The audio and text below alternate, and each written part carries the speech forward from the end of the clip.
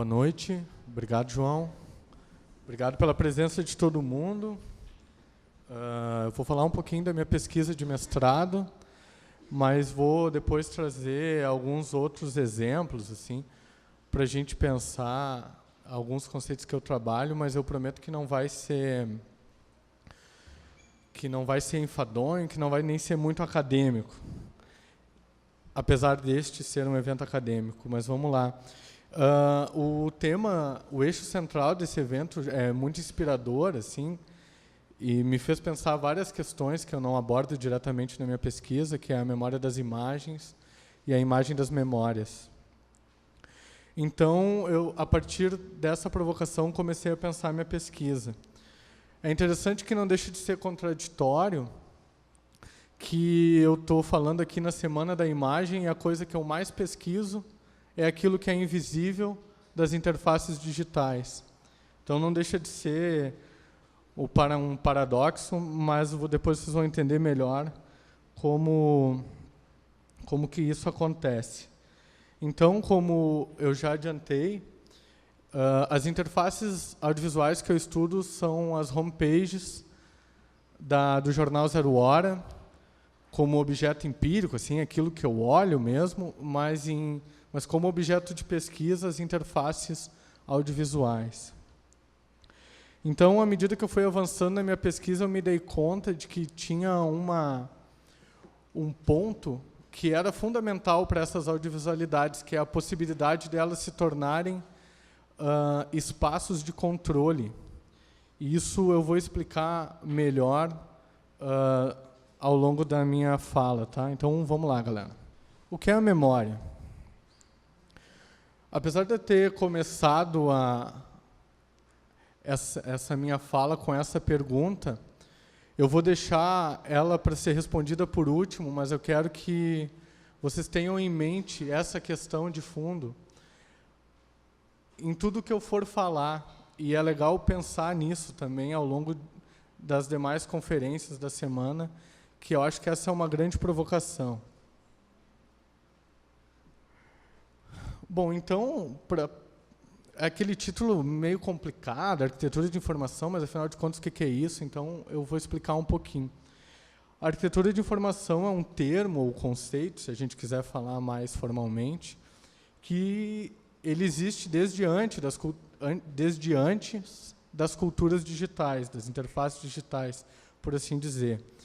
Em linhas gerais, trata-se de um conjunto de normas que estabelece a forma como determinado conteúdo deve ser produzido e publicizado.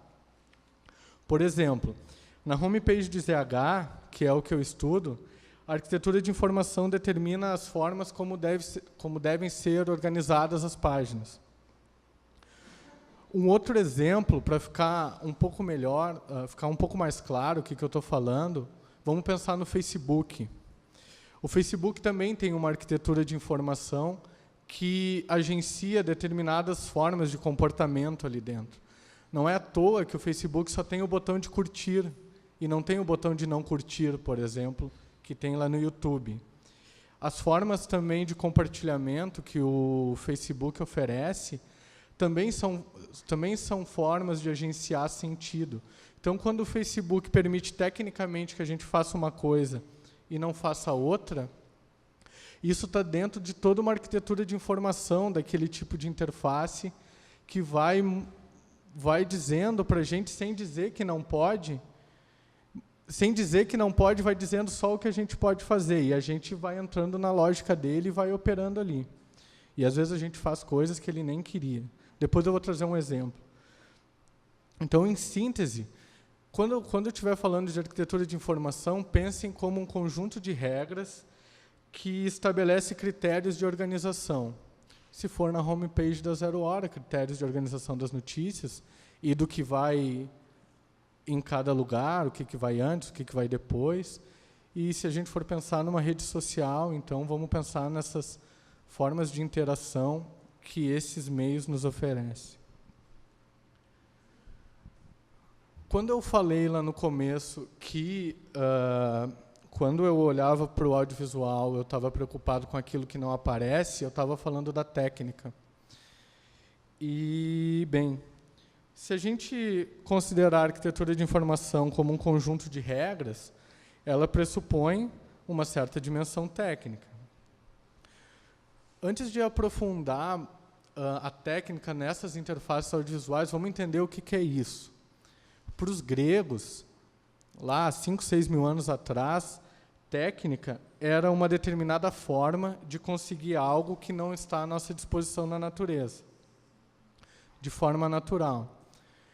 Dos gregos até hoje, inclusive antes dos gregos, se a gente quiser pensar no Homo habilis, que é uma espécie antes do Homo sapiens.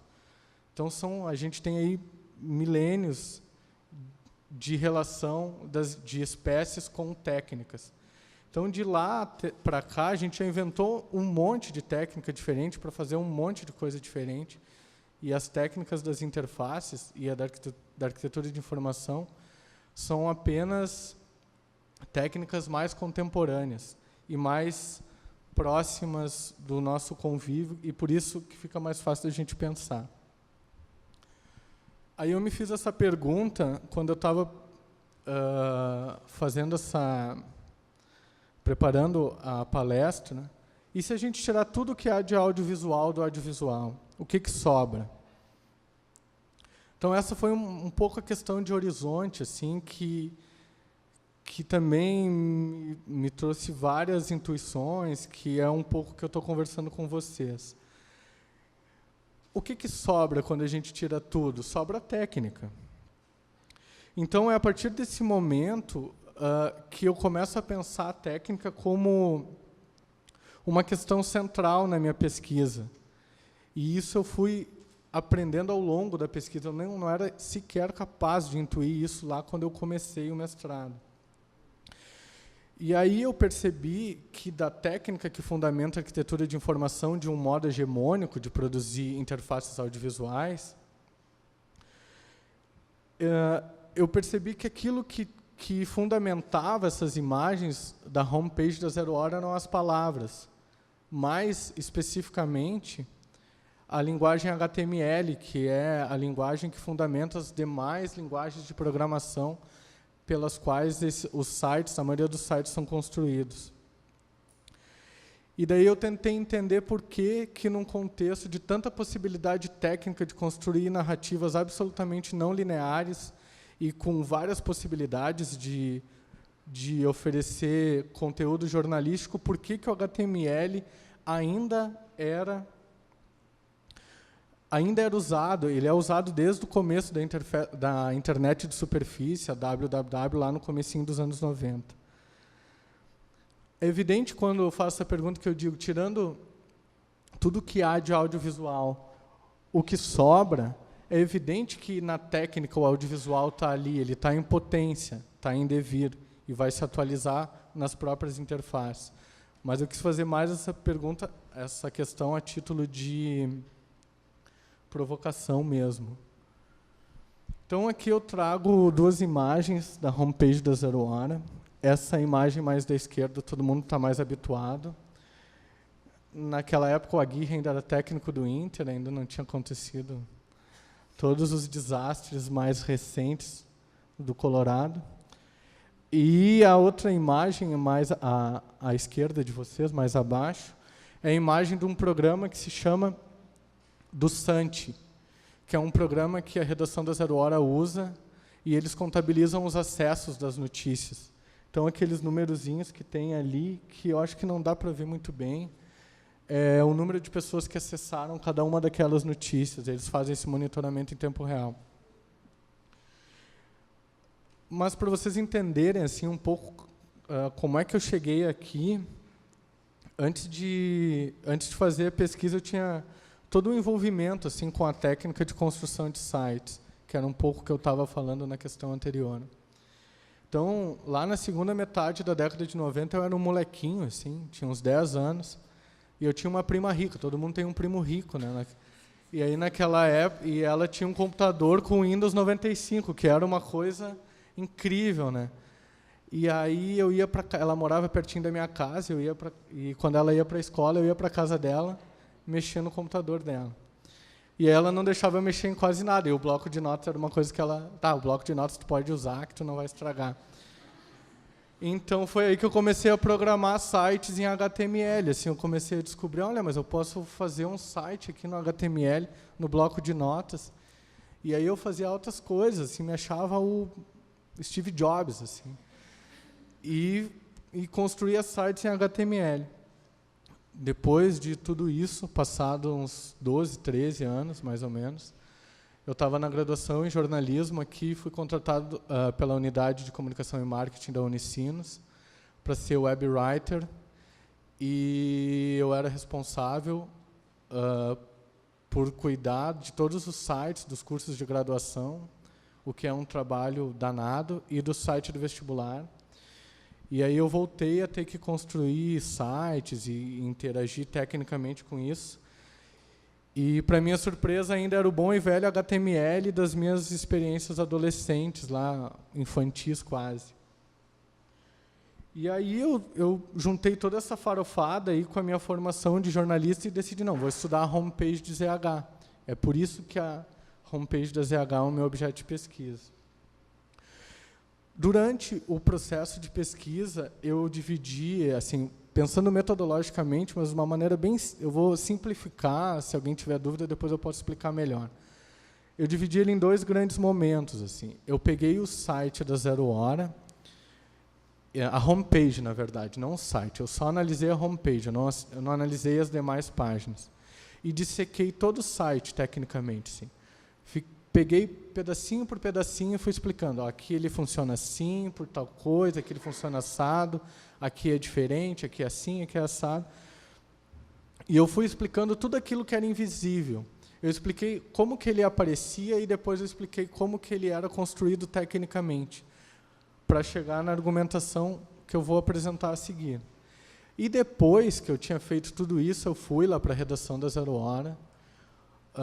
O pessoal me recebeu super bem, enchi o saco lá de tarde, eles fechando o jornal. E eu lá, tá, mas como é que é isso, como é que é aquilo? Eles tiveram uma paciência de Jó comigo, me explicaram todos os processos e eu descobri poucas coisas assim, a partir desse relato deles. O relato deles acabou referendando todo um processo de dissecação que eu já havia feito e que eu já intuía a maneira como era, por também conhecer um pouco tecnicamente essa forma de construir sites. E aí que a coisa mais importante que eu descobri na minha pesquisa é que os sites são construídos do jeito que são pela possibilidade que essa forma técnica oferece de controle. O controle é algo fundamental para essas interfaces audiovisuais, para esse tipo de audiovisualidade. Os sites são construídos... Vou só fazer um parêntese aqui. Evidentemente, existem formas marginais e artísticas e diferentes de fazer site. Eu estou observando um modo hegemônico de construir interfaces audiovisuais, então levem em conta isso. Quando eu estou observando essas interfaces, é um modo hegemônico de se construir interfaces digitais. E aí eu saquei, assim, por que o controle era a coisa mais importante? Bom, por um lado, porque eles podem ser encontrados pelos mecanismos de busca como o Google, o Yahoo, o Bing, o Ask.com e outros tantos que eu nem conheço. Mas, por outro lado, e eu acho que esse é o grande pulo do gato, assim, é porque, ao possibilitar que os sites sejam encontrados por esses mecanismos de busca, essa forma de construir sites e redes sociais permite a criação de relatórios muito sofisticados sobre cada um de nós, inclusive com georreferenciamento, que é um dos critérios de noticiabilidade da homepage do site da Zero Hora. Eles veem de onde são as pessoas que estão acessando e decidem, então, quais notícias vão ocupar os lugares mais privilegiados do site. É interessante porque essa dimensão técnica da construção de interfaces audiovisuais afeta diretamente nas teorias do jornalismo, embora eu não trabalhe isso na minha pesquisa, eu precisaria de muito mais tempo. E seria um outro eixo de abordagem que não era nem o eixo da minha linha de pesquisa e também não era o propósito da minha pesquisa de mestrado, que é uma pesquisa relativamente curta, que se faz em 2 anos.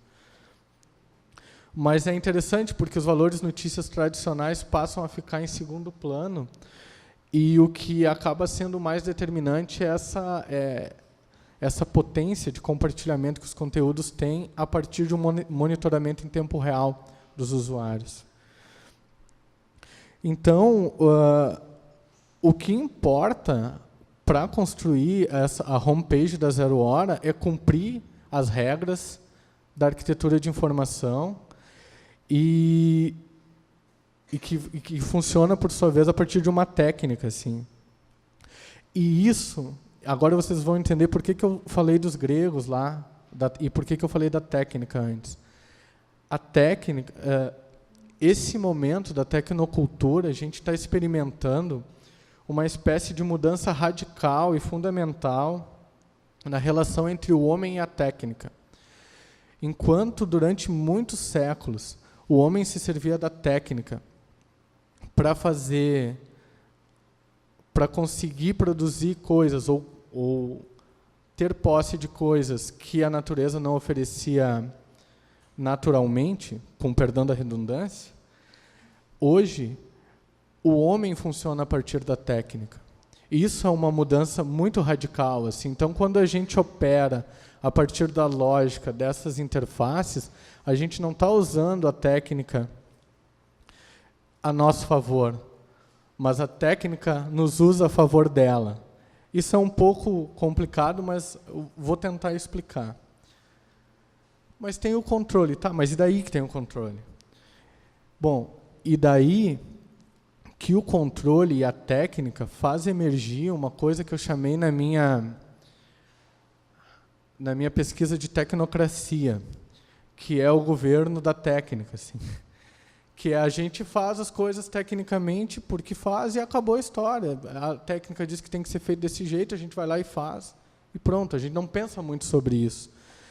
E é interessante pensar sobre a técnica, porque quando a gente pensa sobre ela, a gente pensa sobre nós mesmos.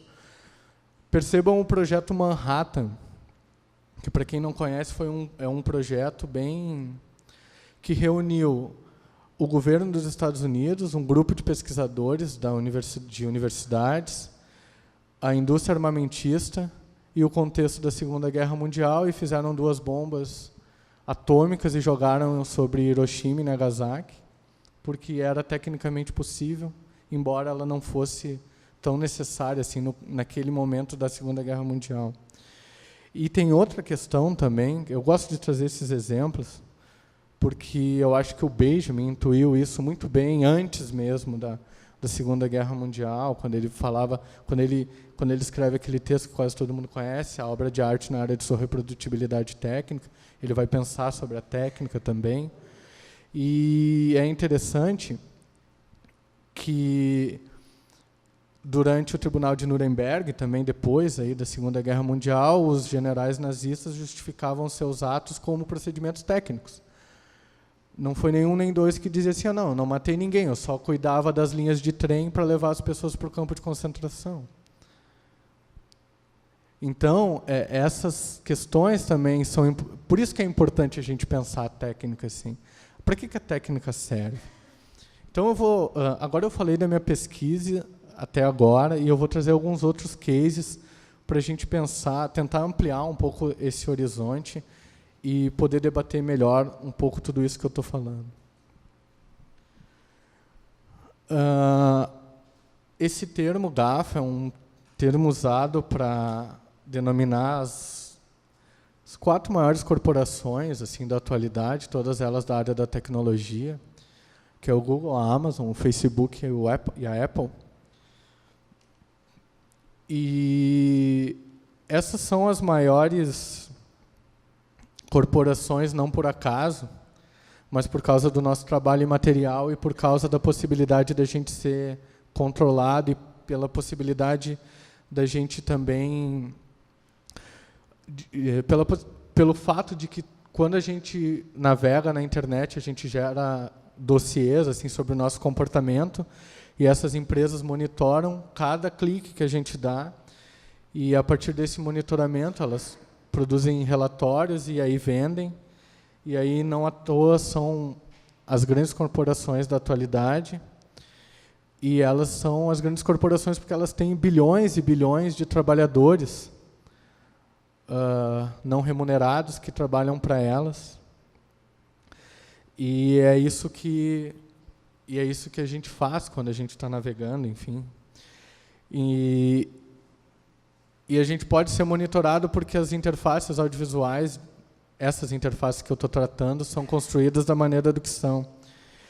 E quando eu estou demonstrando isso e falando dessas corporações para vocês, de maneira alguma eu estou demonizando, dizendo que a gente não deve usar o Google, não deve usar o Facebook. Não é isso, não se trata disso, seria uma insanidade, inclusive. O que eu estou falando é que para a gente tentar entender também um pouco como isso tudo funciona e por que também que essas empresas são grandes, não só pela genialidade de seus inventores, mas também por um certo cinismo assim, de não jogar tão limpo com a gente.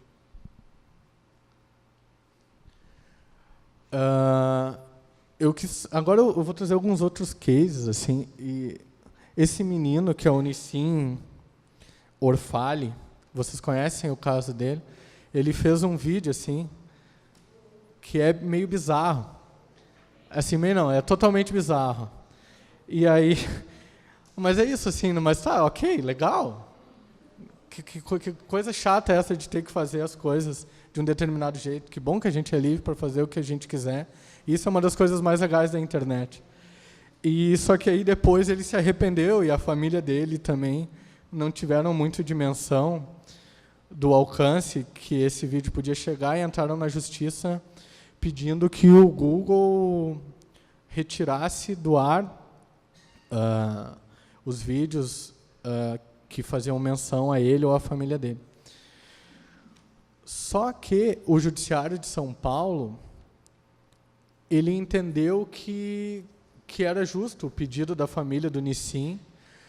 No entanto, o Judiciário disse, olha, mas se a família não apontar todas as URLs, os endereços online, onde estão os vídeos, a gente não pode fazer nada. E aí, de novo, a técnica vem. Assim, o juiz vai dizer que, olha, tecnicamente é inviável de tirar e acabou. Não tem conversa. E também é tecnicamente impossível tirar todos os vídeos. Tu pode fazer um robô que vai buscar, mas daqui um pouco o vídeo está com uma outra tag e aí não vai encontrar e aí pronto. Então, quando a gente está... Eu quis trazer esse caso que era um menino que queria apagar a memória dele do Google, assim, e aí veio de novo o argumento tecnocrático dizendo que ele não podia. E está lá o vídeo. Depois, quem não viu, assista, que é assim, é brilhante. Então, a gente está falando de uma... E quando a gente está falando disso, a gente também está falando de memória, uma memória que pretende ser apagada.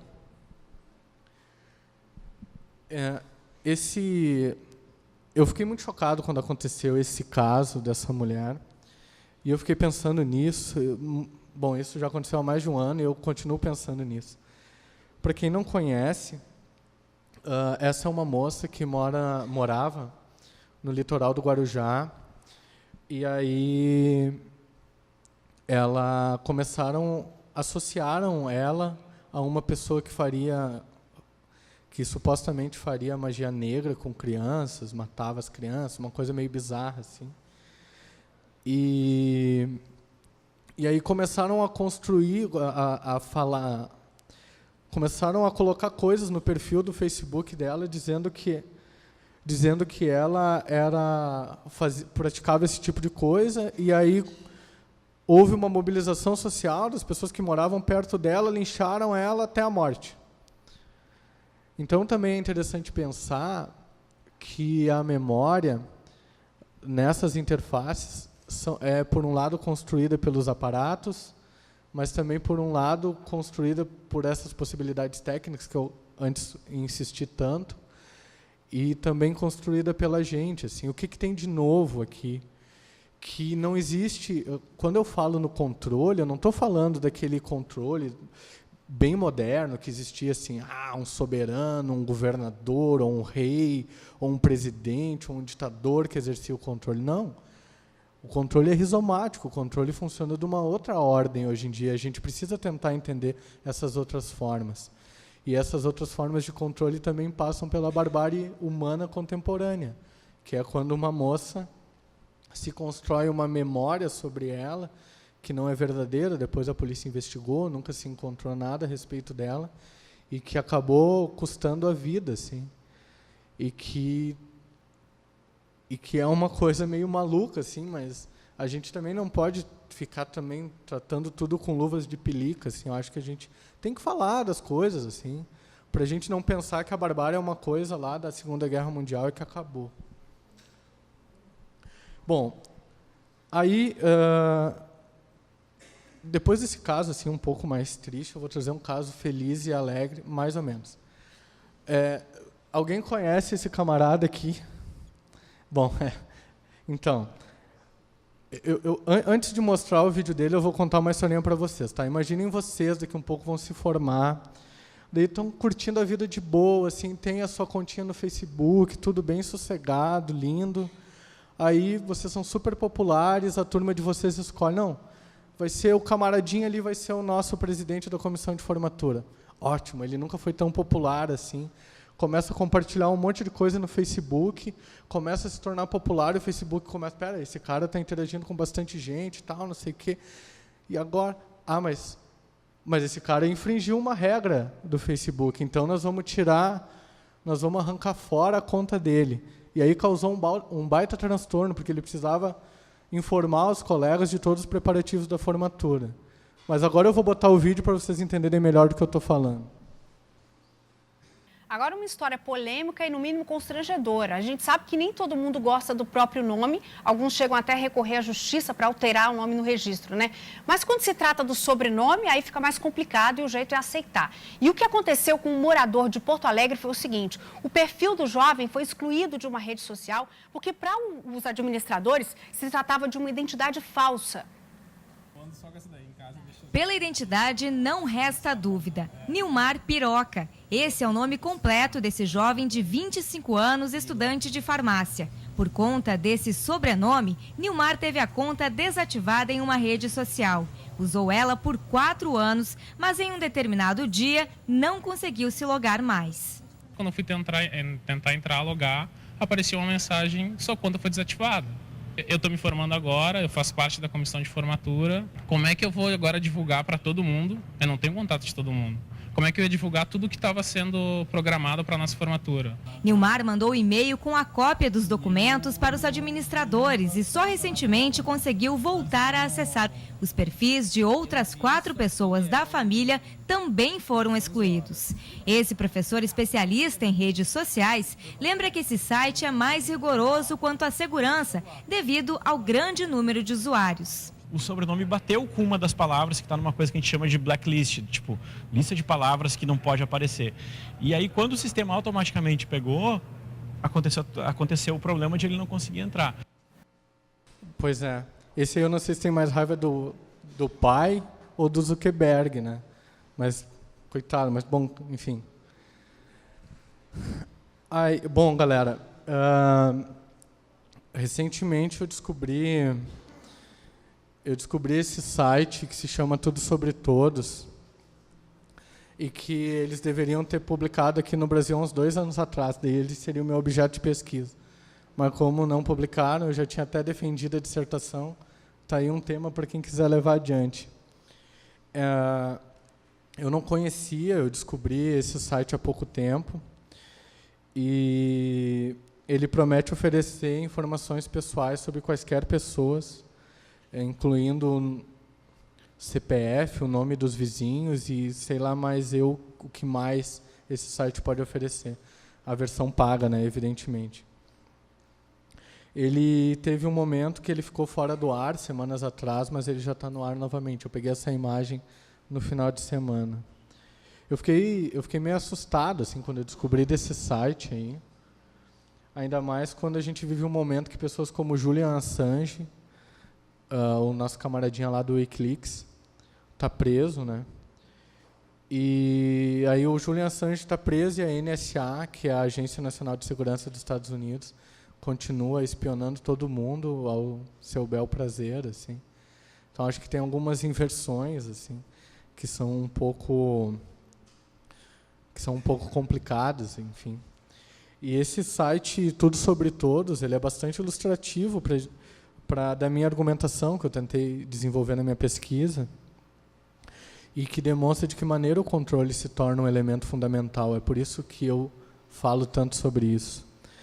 E o Foucault, o Michel Foucault, imagino que todo mundo já deve ter contato com ele, pelo menos já ouviu falar, ele insistia que os regimes de poder operam por positividade, né? O que isso significa? Que os regimes de poder não dizem o que a gente não deve fazer, mas diz o que a gente deve fazer. Essa é a positividade do poder. E é justamente dessa forma que ela se atualiza nas plataformas digitais. Então, recuperando o debate em torno do Tudo Sobre Todos, isso só é possível por uma espécie de panóptico digital contemporâneo. O que é o panóptico? Também o Foucault vai falar isso lá no Vigiar e Punir. Pensem, todo mundo conhece o prédio redondo ali da Unicinos, né? Imaginem que no centro daquele prédio houvesse uma torre espelhada e que informassem para vocês, lá naquela torre tem gente vigiando vocês. E aí, toda vez que vocês estivessem lá, vocês saberiam que tem alguém vigiando lá. Mas mesmo se não tivesse ninguém, porque como a gente não consegue enxergar lá atrás do vidro espelhado, nos comportaríamos como se estivesse alguém nos vigiando. Essa é a ideia do panóptico, essa é a ideia do controle. Só que diferente do controle panóptico legitimamente moderno, assim, quando eu digo moderno, da modernidade, o panóptico digital, não existe um olho que nos vê, mas existe um corpo que absorve todo mundo. O que é esse corpo? É a materialidade pela qual o site é construído. Então, a gente é controlado não por uma câmera, por um olho que nos observa, mas por um corpo que é uma espécie de esponja e que absorve todo o nosso comportamento nessas interfaces. Então, isso também é uma coisa que me parece nova em relação a outros sistemas de poder e de controle do século XX. E é por isso, então, que os sites são construídos em HTML, como eu já expliquei. O que eu percebi também nisso tudo, agora recuperando um pouco o processo de pesquisa, é que esse devir do controle nas interfaces audiovisuais, ele é um devir que vem lá da ARPANET, que é do embrião da internet, que começa na década de 70, durante a Guerra Fria, que é um projeto também entre a universidade, o governo dos Estados Unidos e o Departamento de Defesa, mais especificamente, para descentralizar as informações do Pentágono. Então, que são trocas de arquivos via FTP, digamos assim, de uma maneira bem rastaquera, mas que fica bom de entender. E aí, isso depois esse devir, ele continua mesmo, né, quando a gente vem para a internet de superfície e se atualiza nesses exemplos que eu trouxe para vocês. Então, agora a gente volta para a grande questão, a primeira questão que não foi respondida e que também não será respondida agora. Mas vamos lá. A gente jamais vai ter uma resposta para o que é memória. É impossível, porque a memória ela vai se atualizando a cada vez em coisas diferentes, assim. Mas o que eu tentei demonstrar para vocês é tentar compreender como que a memória se atualiza nesses exemplos que eu trouxe. O que eu tentei evidenciar são algumas dimensões das audiovisualidades que ficam um pouco marginalizadas no grande debate, por assim dizer. a gente é muito seduzido pelo poder de atração das imagens e que as imagens exercem sobre nós. O meu exercício teórico não busca em nenhuma medida demonizar ou ser apocalíptico com relação aos produtos culturais de nosso tempo. O que pretendo é apenas demonstrar algo que também compõe as imagens para que a gente compreenda o nosso tempo e que não recaia sobre as nossas costas, sobre as costas das gerações da aurora do século XXI, o que aconteceu com as gerações do começo do século XX, que se apaixonaram tanto pelas possibilidades técnicas da modernidade, que culminou no nazismo, no fascismo e no comunismo stalinismo. E o Benjamin foi um dos poucos que percebeu isso. Então, o Benjamin tinha essa capacidade brilhante de conseguir compreender os projetos estéticos que estavam por trás dos projetos culturais. E ele é uma grande inspiração para todos nós. Assim. E é por isso, o Benjamin, repito, foi um cara que me inspirou muito no meu processo de pesquisa. E cada vez que eu releio ele, eu descubro coisas novas. Assim, é impressionante a capacidade que ele tem de de me fazer perceber coisas que naturalmente que eu dava por coisas naturais e que não são tão naturais assim. Ainda mais quando a gente vive num momento difícil, assim, que tem gente que se veste de verde e amarelo e que pede a volta da ditadura militar e que pergunta por que não mataram todos em 64. É importante a gente pensar sobre as dimensões técnicas, sobre o que a gente está fazendo, para a gente também tentar entender esses processos de produção da memória. Talvez nunca tenha sido tão importante a gente produzir memória sobre o que já aconteceu e sobre o que está acontecendo, sob pena da gente não repetir cinicamente o passado. Então, foi isso que eu tentei ampliar nessa minha conversa com vocês, para a gente também pensar, quando às vezes a gente fica tão imerso nos objetos de pesquisa da gente, que a gente pensa que isso não tem nenhuma relação com o mundo lá fora, e tem muita. E isso também é legal da gente pensar. E aí, eu quis trazer, eu vou, para finalizar, porque a vida é sempre mais potente do que a arbitrariedade dos homens e da técnica. A gente sempre tem a possibilidade de desobedecer e de inventar novas formas de viver, novas formas de construir tudo, interfaces, de construir relações, novas formas de construir, de subverter as redes sociais. E aí eu trouxe esse poema que se chama Um Dia, do Antônio Brasileiro, que é lido pelo memorável Abu Janra, cuja convivência nos é permitida devido à memória audiovisual que sobrevive digitalmente. Um dia, tudo será memória. As pessoas que andam naquela rua, as gentis, as sábias, as más, todas terão memória. O mendigo que passa sem o cão, o ginasta, a mãe, o bobo, o cético, a turista, Deus, inclusive, regendo o fim das coisas memoráveis, também será memória. Deus e os pardais, os grandes esqueletos do Museu Britânico e todo sofrimento serão memória. Eu, sentado aqui, serei só esses versos que dizem haver um eu sentado aqui. Então, galera, muito obrigado.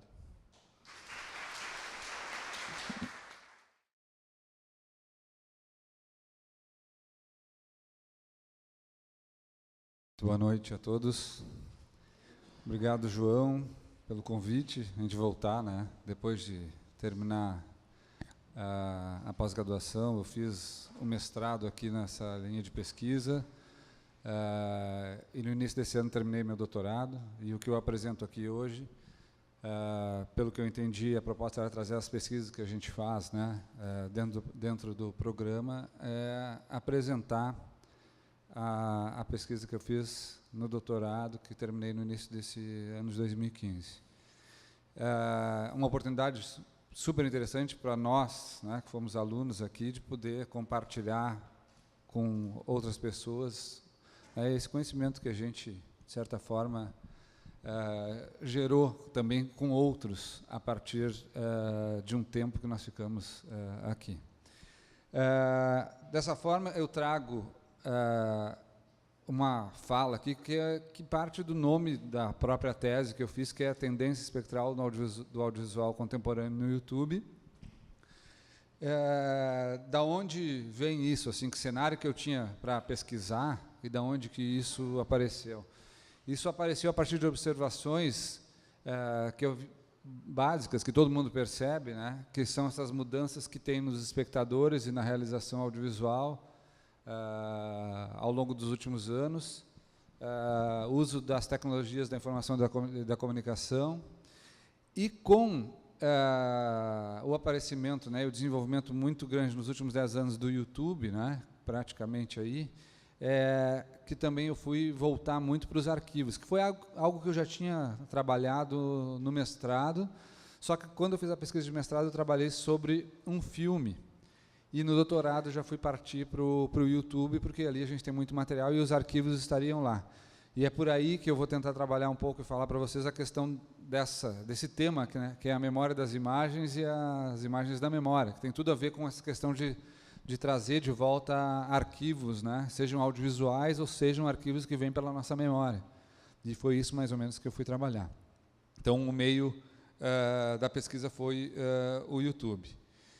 Eu tinha um problema, e aí foi esse problema que fez com que eu desenvolvesse a pesquisa, foi essa questão que surgiu, que foi qual é a natureza do audiovisual que emerge do YouTube. Afinal, o que é isso que nós temos no YouTube? Né? Afinal, nós temos tanta coisa aí, tá? E que natureza tem esse audiovisual que está aí? É claro que também não tem uma resposta para isso ainda. Até porque temos 10 anos isso, e cada dia que a gente olha, alguma coisa nova aparece. Mas, ao final, até eu vou trazer uma coisa que eu andei vendo nos últimos tempos, na realidade, até nas últimas semanas, que não estava na minha pesquisa no doutorado, que já está fazendo com que eu pense em investigar outras coisas dentro do curso de cinema e audiovisual e cinema de animação, onde eu trabalho na Universidade Federal de Pelotas, lá. Então, que é bem a questão audiovisual. Então, partimos daí. Qual é a natureza do audiovisual que sai do YouTube? Aqui todo mundo está muito acostumado com o YouTube, até é interessante que a gente vê, aqui nós temos muitos alunos de graduação, provavelmente, né, que praticamente viveram quase a sua vida toda, ao menos como memória do YouTube. Né? Com 10 anos, quem está aqui com 20 anos, né, o YouTube meio faz parte da sua vida. Né? Para nós já não é tanto, mas para quem está na graduação hoje, isso faz assim. Aí a gente fala o seguinte, porque tem uma questão de espectral, e esse espectral vem da ideia do fantasma, tá? Esse nome que está colocado no título. E, de certa forma, então, essa tese ela foi assombrada pela conjectura de tratar-se, em grande parte, de vídeos que se realizam a partir de fantasmas de si e de outros. O que eu quero dizer? Que a gente percebe no YouTube muitos vídeos que, de certa forma, se repetem. Se repetem a partir de si mesmos ou de outros, quer dizer, são várias atualizações de vídeos que estão em outros vídeos, muitas vezes, que acabam atualizando novos e novos vídeos.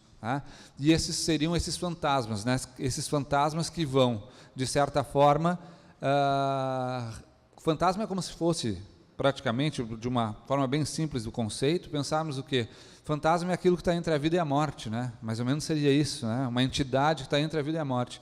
Então, esse fantasma é aquilo que está quase morrendo, que de certa forma acaba voltando novamente, né, à vida num outro material audiovisual. E o YouTube ele vai se dando, de certa maneira, assim. Né? A própria interface do YouTube faz isso com a gente. Né? A gente começa a ver um vídeo e quando ele vai nos ofertando, né, outros vídeos que têm proximidade e que já tem um certo fantasma daquele que eu estava vendo, e os fantasmas de um vão nos levando aos outros, mais ou menos por aí.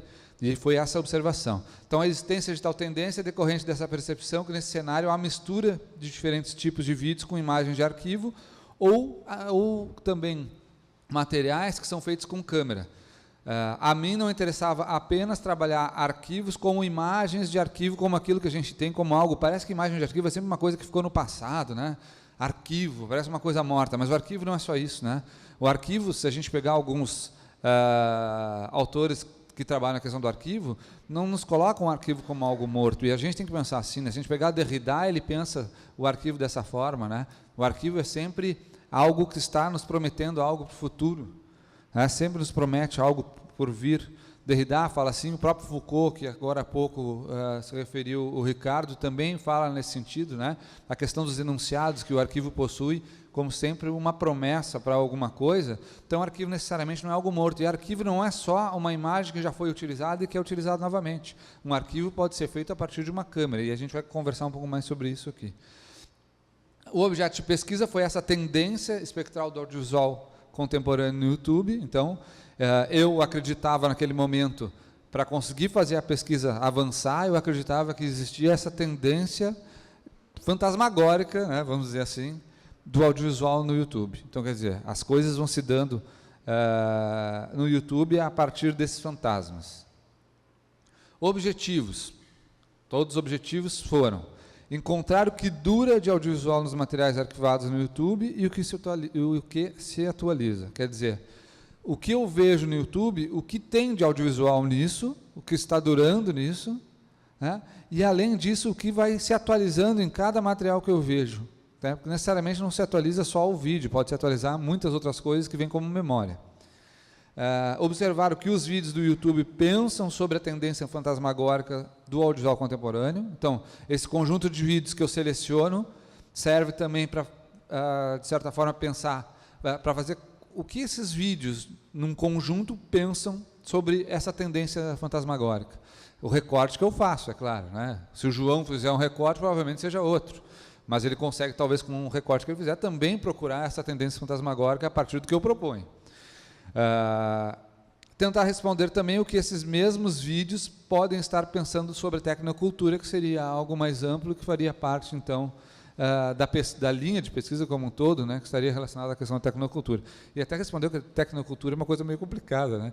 A gente geraria alguns debates longos. Eu me lembro, às vezes, a gente tinha grupos de pesquisa que vamos discutir o que é tecnocultura, né? E vai, e é interessante. Para conseguir fazer essa pesquisa, eu parti atrás, né, fui atrás e encontrei 3 conceitos que eram fundamentais para desenvolver aquilo que eu estava pensando. O primeiro conceito, e isso tem total relação com essa questão que a gente está falando de memória e imagens, que é o tema dessa Semana da Imagem. O primeiro conceito fundante é arquivo. Já que eu estou falando em arquivo, a gente tem que dizer o que é arquivo. 2 sentidos iniciais. Eu tenho um sentido inicial, que é banco de dados. O arquivo pode ser um banco de dados, que seria um ponto, mais, talvez até mais material, né? E um outro lado que seria a questão da memória, o arquivo como memória. E aí alguns autores nos falam sobre isso. O Manovich, né, que tem 5 princípios que ele trabalha, e para eu agir na pesquisa, e aquilo que me servia, eu encontrei 2 desses princípios, que era modularidade e variabilidade, que pareciam ser os mais proveitosos. Quer dizer o quê? Que os arquivos digitais, eles são modulares, né? Quer dizer, eles trabalham por módulos. E segundo ponto, que o digital muda muito em relação àquilo que a gente via no passado, né? Quando eu fazia a minha graduação, a gente fazia vídeo com fita VHS, edição linear. Essa modularidade não existia. A lógica de pensamento era uma. Hoje a gente trabalha com essa questão do digital, como o Manovich nos traz, nos dá uma outra noção, que é a modularidade. E aqui, se a gente colocar alguém para fazer uma edição de fita analógica aqui, que faz a graduação hoje, talvez nem consiga começar a fazer, né? Que é um pensamento diferente. E a variabilidade, que quer dizer o quê? Eu posso variar infinitas vezes, é muito fácil de fazer isso. O digital permite essa variação. O Derrida, como eu estava falando, que nos traz a ideia do arquivo como promessa, como virtual, duração e memória. Quer dizer, memória como manutenção do passado no presente. Essa ideia de manutenção do passado no presente, ela é muito interessante, né? E isso tem total a ver com a memória, né? Que é uma manutenção do passado no presente. Uma das coisas que eu mais me impressionei, eu me lembro quando eu entrei no mestrado e achei super interessante, foi uma frase que, se não me engano, era do Bergson, a Sônia talvez possa confirmar isso para mim, que era uma daqueles paradoxos do tempo dele, que dizia que, se não me engano, é alguma coisa assim, que o passado sempre enquanto o presente sempre passa, alguma coisa assim, né? O passado sempre é e o presente sempre passa, Era uma coisa nesse sentido. E quando eu ouvia isso, eu ficava tentando entender, mas como assim o passado sempre é e o presente sempre passa, né? É uma coisa meio maluca de pensar, mas quando a gente começa a se dar conta que, o passado é sempre passado, e o presente, esse que a gente está aqui agora, já passou, e já passou de novo, e já passou de novo, e já virou passado, e ele acaba sendo um passado. E esse passado que fica, de tudo que eu acabei de falar aqui, já virou memória para a gente também, e vai agir de alguma forma amanhã em cada um. Não sei, tomara, mas acaba agindo de alguma maneira, seja de forma positiva ou não. Tá? Então, essa ideia de manter o passado no presente é a questão da memória. E essas imagens que eu vejo pelo YouTube me parecem muito em trabalhar sempre nesse sentido, de certa forma, ter uma manutenção do passado no presente, e mais do que isso, à medida que eu consigo agir sobre essas imagens e eu atualizo essas imagens que eu observo, eu estou lançando isso para o futuro de alguma forma, né, e fazendo com que outras pessoas, então, possam novamente fazer o mesmo processo que eu faço. E a memória assim vai, né, e assim vai, e vai passando. O Foucault, o arquivo como sistema de enunciados, e o Bergson, a lembrança se conserva na duração, que é mais ou menos isso que estava passando. Que ambiência é essa que eu estou trabalhando e que, de certa forma, muita gente hoje trabalha, já que o audiovisual hoje muito está na internet, né? Essa ambiência, então, é uma ambiência na qual eu tenho novos atores sociais participando da produção, e isso afeta significativamente a forma de se produzir, né? Não necessariamente a forma de se produzir daqueles que já têm um certo conhecimento técnico ou de linguagem, por exemplo, mas de forma geral, para um público médio, esse público médio ele começa a participar da produção quando antes ele quase não participava. As tecnologias e as técnicas facilitaram muito isso. Outra questão que a gente percebe agora nesse cenário é produções compartilhadas, interatividade, que é uma característica desses meios digitais. Produções que vão sendo compartilhadas, cada um vai fazendo um pouco e no final tem um produto que eu não poderia ter antes, quando cada um fazia isoladamente o seu trabalho. Né? E mais do que isso, essa cultura que é configurada pelas tecnologias da informação e da comunicação, é uma cultura do remix, né? Processos coletivos inacabados, apropriações, utilização de bancos de dados. Se utiliza muito banco de dados, cada vez mais, é muito fácil isso. Mesmo que a gente vá contra direitos autorais, né, as pessoas fazem isso, elas pegam as imagens dos outros, vai lá e faz. Experimentação é o que mais se faz. Quanta coisa a gente vê na internet, e principalmente no YouTube aqui, que é o nosso caso, e a gente fica olhando aquilo. Eu não posso entrar num juízo de valor, por exemplo, dizer se isso é bom ou ruim, né, porque a gente teria uma discussão enorme que duraria muito tempo. Mas quanta coisa, seja, né, como for, existe na internet para todos os gostos. Quantas coisas, sejam as adequadas para mim, ou para o João, ou para o Ricardo, né? Cada um vai vendo isso, e é muito desses remixes, né, e desses processos coletivos que vão acontecendo. E essa ambiência eu caracterizei, a partir de algumas leituras de alguns autores, eu caracterizei na pesquisa como uma contemporaneidade neobarroca do audiovisual, quer dizer que foi a partir daí de alguns conceitos que eu cheguei nessa ideia. O segundo conceito, que é um conceito que é do estado vídeo, né, que é um conceito que vem do estado vídeo, eu me apropriei desse conceito de estado vídeo e acabei transformando esse conceito, né, porque é um cenário onde vai se construindo esse tipo de memória audiovisual, possibilitada pelo compartilhamento de imagens, pela reutilização de imagens que trato como sobras de algo que dura do passado no presente. E nessa duração emerge uma memória fantasmagórica. Eu quero dizer o quê? Né? Todo esse compartilhamento de imagens faz com que o que faz a gente compartilhar imagens muitas vezes, ou utilizar alguma coisa de algo que já foi feito, é perceber naquilo que já foi feito alguma sobra, alguma coisa que existe, que está em potência, né? Que está em devir, e que eu chego e vejo aquilo e essa sobra aqui não é uma sobra para mim, isso aqui é algo que eu vou fazer, eu vou agir sobre esse material, e ele vai agir sobre mim ao mesmo tempo, e vou fazer disto alguma coisa nova. E aí que eu comecei a encontrar essa memória fantasmagórica. Então, no YouTube, eu pude perceber esse estado fantasma, que eu acabei usando esse novo estado, em vez de estado vídeo, passei a cunhar um novo estado, que seria o estado fantasma. Quer dizer, em todos os materiais do YouTube, sempre há, em potencial, um estado fantasma, que está quase como esperando alguém a agir sobre esse material, ou que olha esse material, ou que esse material olhe ele, que já foi tema, acho que de outra semana da imagem, né? Aquilo que eu vejo que me olha, que é mais ou menos nesse sentido, à medida, existe esse estado fantasma que está ali e que nesse encontro faz com que esse estado fantasma gere alguma coisa nova, né? Que eu vá levando isso para frente. Seria mais ou menos essa proposta. E o terceiro conceito teria que ser o de fantasma. Afinal, mas o que é fantasma para ti? De certa forma, eu já falei para vocês mais no início. O conceito de fantasma que eu usei ao longo da tese foi esse. Repetição sinistra, imagem instável, entidade das margens, que habita um território impreciso, localiza-se na dimensão do interlugar, pertencendo ao imaginário, mas aparecendo como se fosse realidade. O fantasma é como um duplo que assombra, que está morto e vivo ao mesmo tempo. A meu ver, esse duplo que assombra é a melhor coisa do fantasma. Está vivo e morto ao mesmo tempo. Morto e vivo ao mesmo tempo. É meio um zumbi, vamos dizer assim. O meu filho adora jogo zumbi, né? Plantas versus zumbis, todo mundo deve conhecer isso. Agora tem até um álbum, né? É meio, acho que quase, eu não tinha pensado nisso, mas é quase um zumbi, né? Esse estado. Então, os conceitos fundantes: arquivo, o estado fantasma que sai do estado do vídeo, e o terceiro, que é o fantasma. As metodologias que eu usei, aqui não vou ficar horas falando sobre metodologias para vocês, mas que seria cansativo, eu acho que a proposta aqui não é a gente ficar lá tanto sobre isso, mas foram a partir de procedimentos intuitivos, baseados no Bergson, cartográficos do Benjamin, desconstrutivos do Derrida e dissecatórias da Susana Kilp. Articulei esses procedimentos para fazer a minha pesquisa, e conectar aquilo que eu estava pensando e junto com os materiais empíricos que eu vinha observando.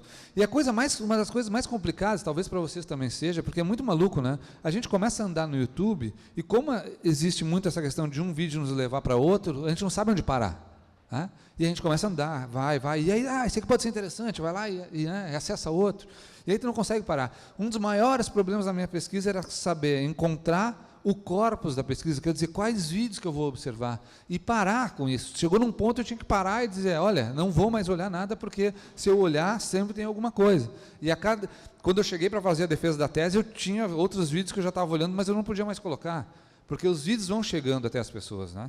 Eles vão chegando. Hoje, mais ainda, eu não tenho Facebook, por exemplo, mas todo mundo tem Facebook. Eu talvez seja um dos poucos, alguém mais aí não deve ter, mas quem tem Facebook, tu tem vídeo a todo momento. Eles vão chegando a ti.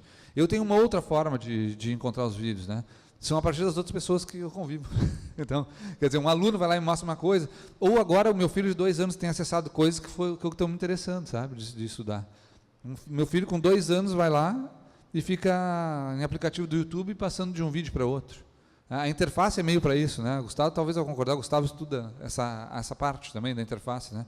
Ele vai lá e quando eu vejo ele está obcecado, quase com 2 anos, não tira o olho do vídeo. E aí eu começo a descobrir algumas coisas.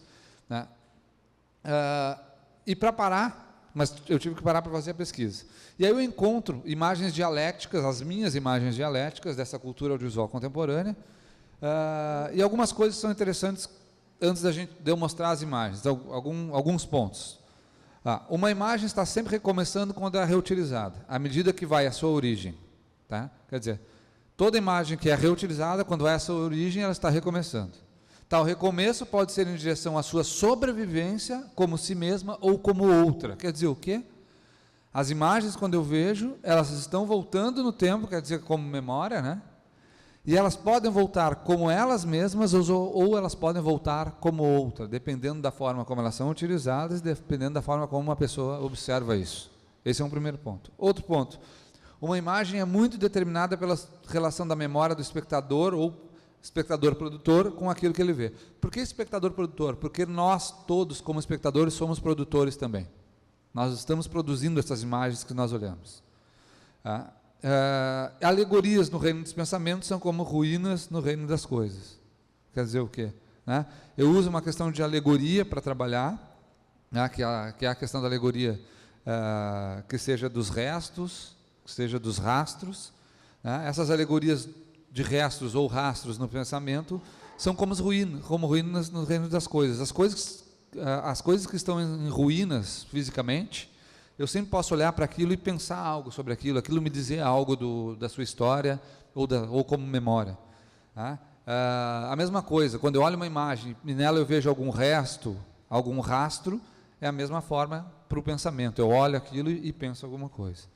Tá? E as imagens dialéticas, essas que eu vou constelar, eu chamaria de fantasmagoria. Imagens dialéticas, o que eu fiz então na tese, ao fim na tese, foi encontrar alguns tipos de imagens que estariam relacionadas à questão da fantasmagoria audiovisual. Primeiro tipo foi uma imagem que eu chamo de imagem de arquivo mesmo. Uma imagem de arquivo, só que ela tem esse diferencial que é a imagem hífen de, hífen arquivo. O que são essas imagens? É um tipo de imagem atualizada pelo fantasma negativo.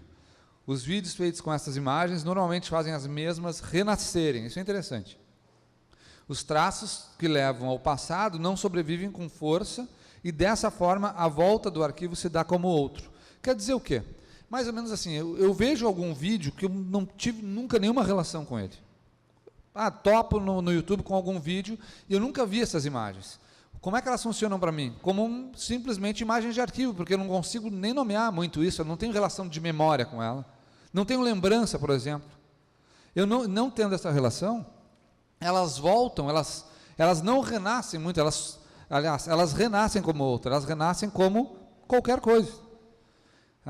Elas renascem muito como arquivo. Eu ao observar essa imagem e não reconhecê-la, eu vou criar um tipo de sentido, de uma maneira. O João não reconhece a mesma imagem, ele, em contato com essa imagem, ele pode ter outro sentido para essas imagens. O Ricardo, outro sentido, porque ninguém tem relação com essas imagens, nunca viu. Então, quer dizer, aqui é o fantasma negativo. Teoricamente, o fantasma aqui é onde não vai aparecer, é um fantasma negativo. Nós vemos aquilo, não tendo relação. Agora, alguém já viu essa imagem. Parei, então isso aí não vai funcionar dessa maneira como arquivo, vai funcionar de outra maneira. Um exemplo é esse vídeo, Pequenas Mentiras aqui. Eu vou mostrar para vocês. Esse aqui é um vídeo que foi feito por um aluno do curso de cinema lá da Universidade Federal, lá em Pelotas, que ganhou em 2012 um prêmio do Festival do Minuto, aquele que tem na internet. Ele ganhou um prêmio, foi o primeiro lugar. E eu achei interessante, eu vou mostrar só um trechinho dele, para vocês verem como é esse vídeo.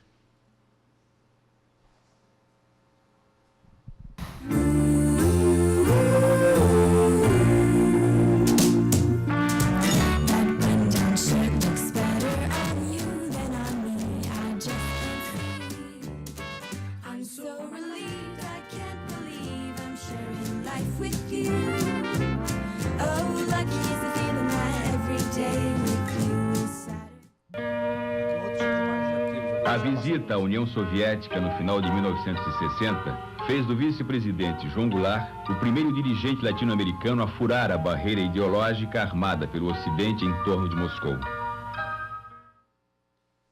Então, assim, vocês podem ver que esse tipo de... Aqui eu tenho a ideia da imagem de arquivo. A imagem de arquivo, as duas são ideias de imagem de arquivo.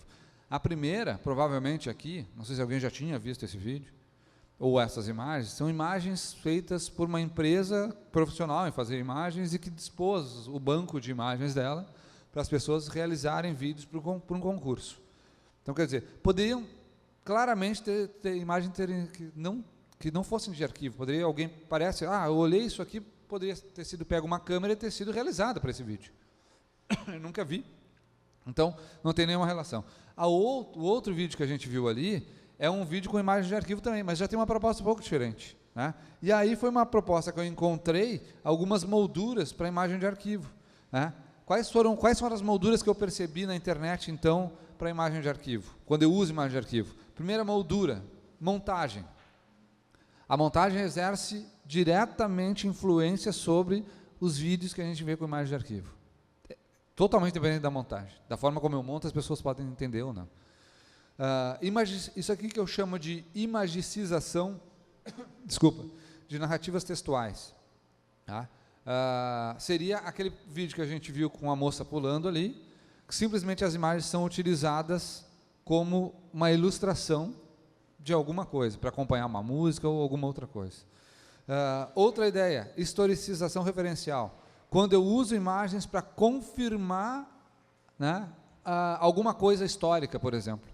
Ali tem uma locução falando de algo da história e estão mostrando imagens do passado. Se eu não conheço aquelas imagens, eu vou acreditar que aquelas imagens são realmente daquilo que estão falando. Né? Um arquivo que trouxemos.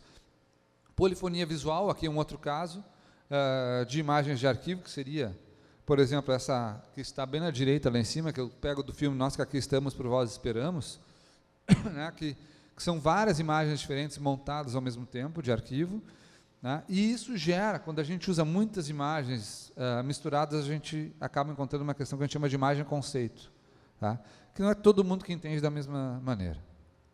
A outra coisa é essa aqui, ó. O segundo tipo, imagem fantasma direta. Esse vídeo aqui, provavelmente, todo mundo um dia viu na vida. Né? O Bad Intruder é um vídeo de 2010, todo mundo passou por esse vídeo. Né? É um outro tipo de imagem, então, que são vídeos que utilizam imagens de arquivo em novas composições, só que aqui, essas imagens de arquivo são lembradas pelo espectador, bem diferente da anterior. Quando a gente reconhece essas imagens, a gente atualiza um tipo de virtualidade que está baseada no fantasma positivo, ou seja, num devir que vê a duração da imagem original do passado se destacar com relação ao presente. Quer dizer, eu olho a imagem e atualizo ela pela lembrança positiva, de um fantasma positivo, de uma outra coisa. O contágio de um vídeo sobre o outro aparece aqui na sua forma mais forte. A proposta do fantasma é muito de contágio, né? É uma questão viral, assim, é contágio, um contagia o outro. É esse tipo de vídeo. Então, imagem fantasma direta. Eu vejo aquilo que me remete direto a algo que eu já conhecia, como, por exemplo, essa aqui que todo mundo viu. Ó. Aí tem a imagem da reportagem do telejornal e, em seguida, o que fizeram com essa imagem original.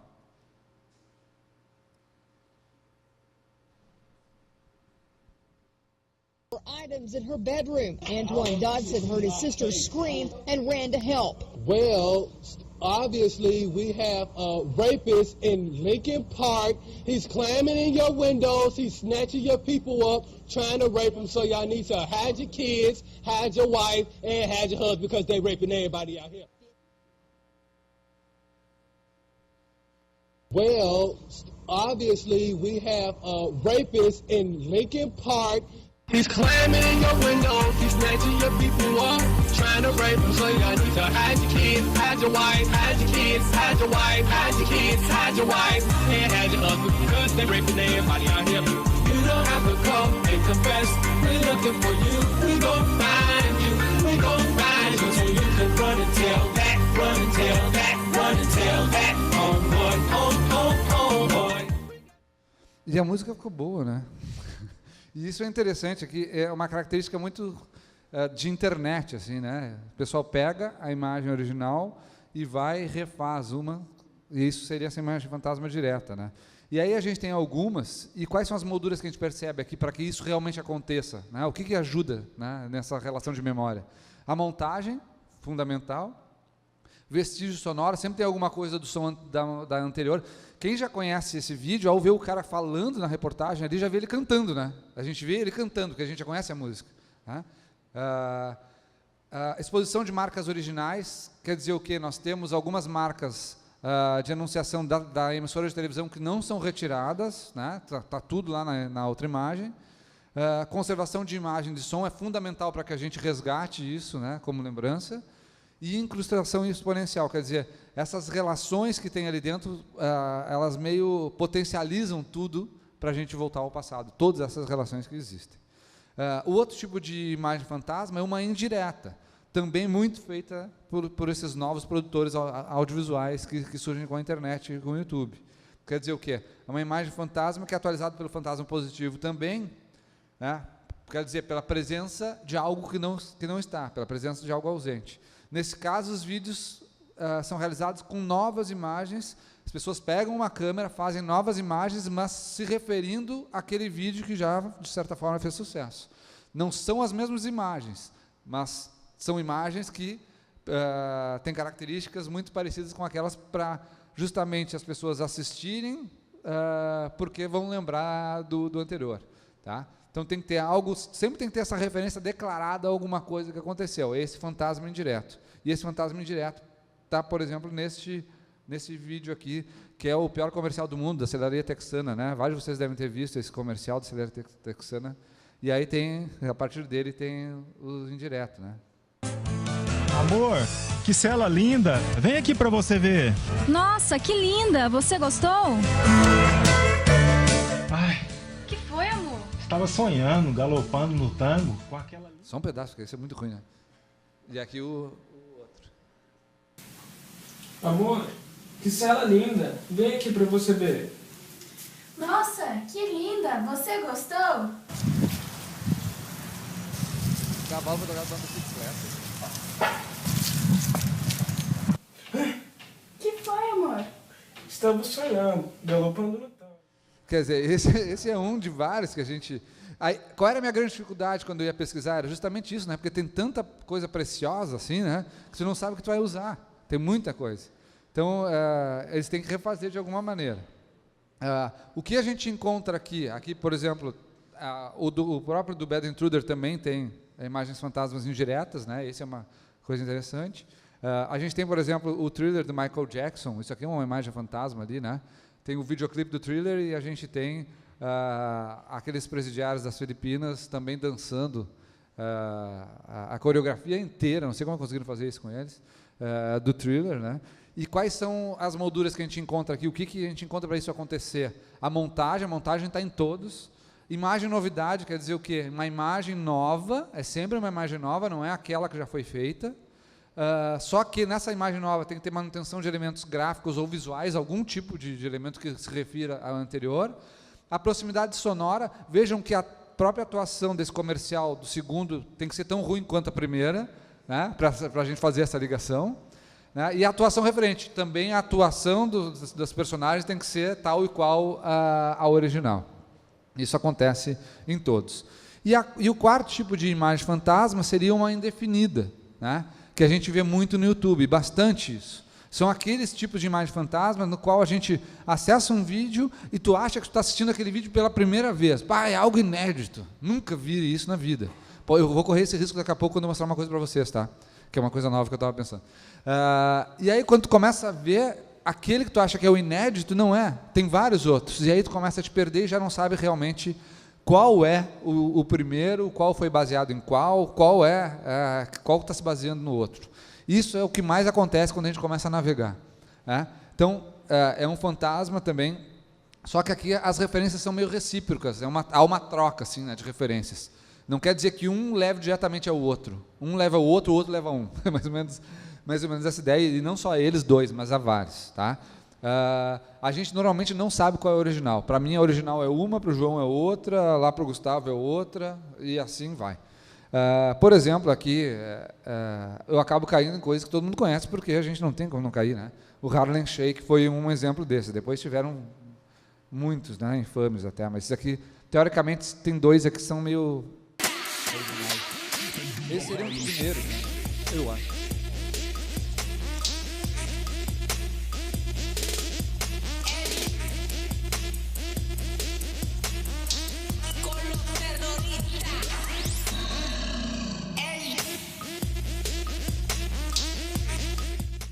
Vejam que todos, na realidade, têm a mesma ideia, né?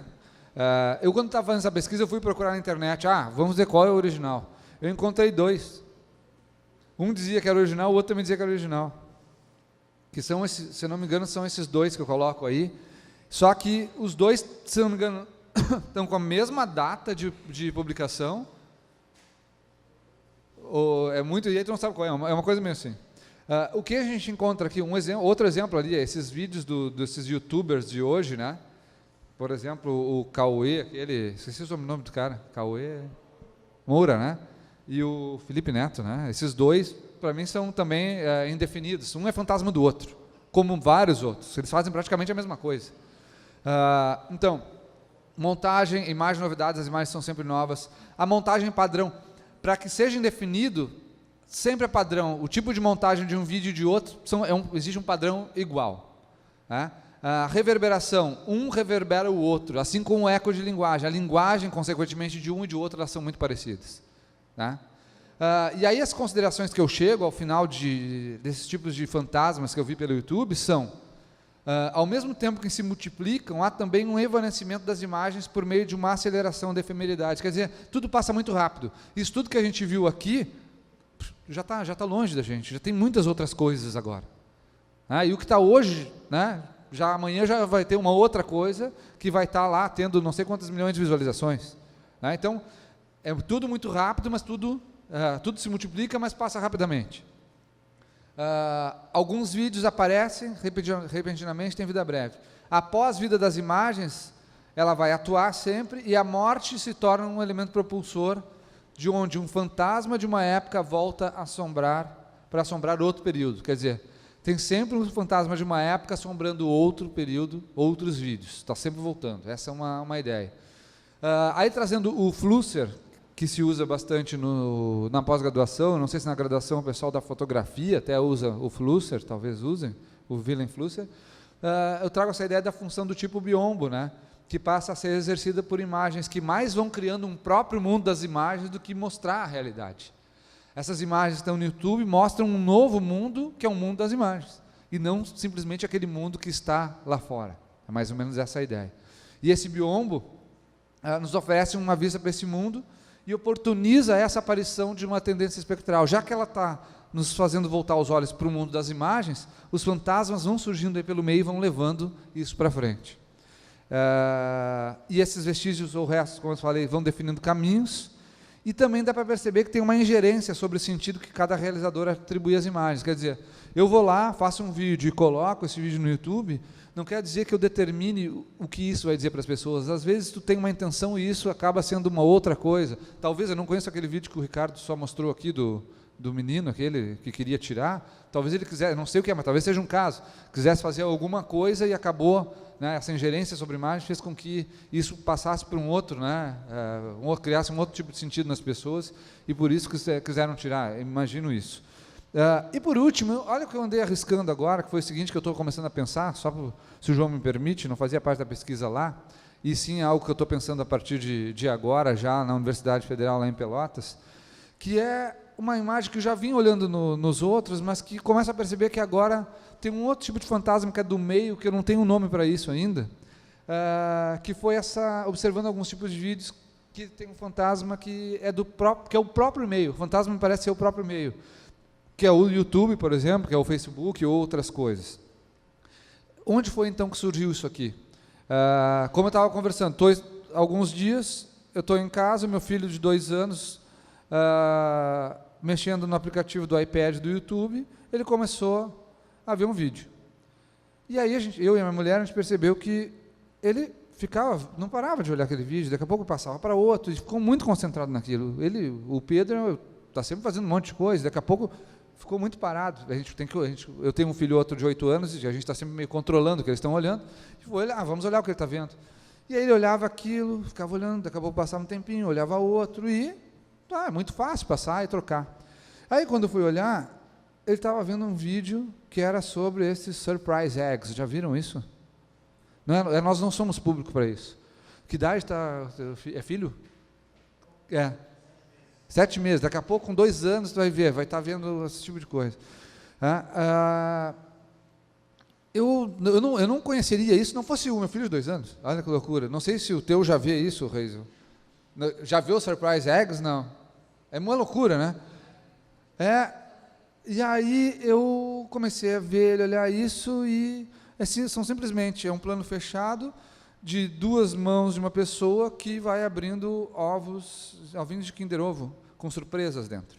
É só isso. E uma trilha. Eu vou mostrar 2 pedaços de 2 para vocês. E tem uma variação, né? Tem o do Kinder Ovo e tem o do Play-Doh, né? Das massinhas. Tá? E ele fica assim, olhando aquilo com muita atenção. Vejam vocês que interessante que é isso aqui. Ó. Vamos ver esse aqui. Esse aqui são 30 alvos surpresas, mas não vou passar todos. É uma trilha.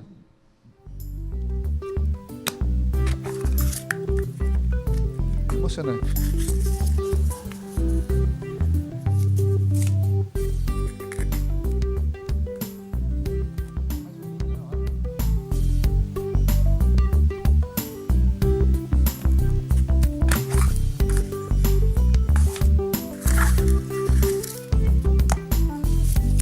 E aí 40, por exemplo. Tem muita gente ganhando dinheiro com isso. Ganham muitos milhares de dólares com as empresas, né? Para mostrar os brindes, né? Isso começou, se eu não me engano, no início de 2014, essa febre. E por incrível que pareça, tem um vídeo desse de Kinder Ovo, que foi, se não me engano, o 8º ou 9º mais visto no Brasil em 2014. Mas deve ser por causa das crianças, né? Que elas ficam vendo várias vezes, né? Elas veem muito. Se deixar, ela fica o dia vendo o vídeo. Quer dizer, esse é um, né? Tem variações. Depois, procura na internet, vocês vão ver várias, né?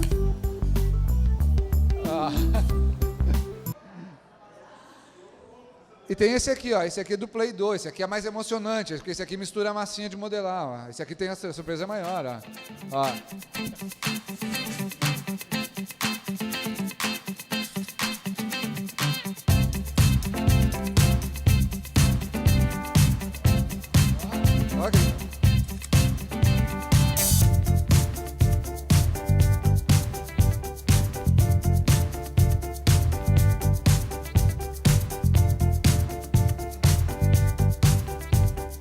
Aí alguém disse assim, alguém me disse, como é que não vai fazer sucesso? Criança adora surpresa, né? E adora massinha de modelar, né? Como é que isso não vai dar certo, né? E chocolate ainda, né? Tudo isso. Ó, esse é muito complexo.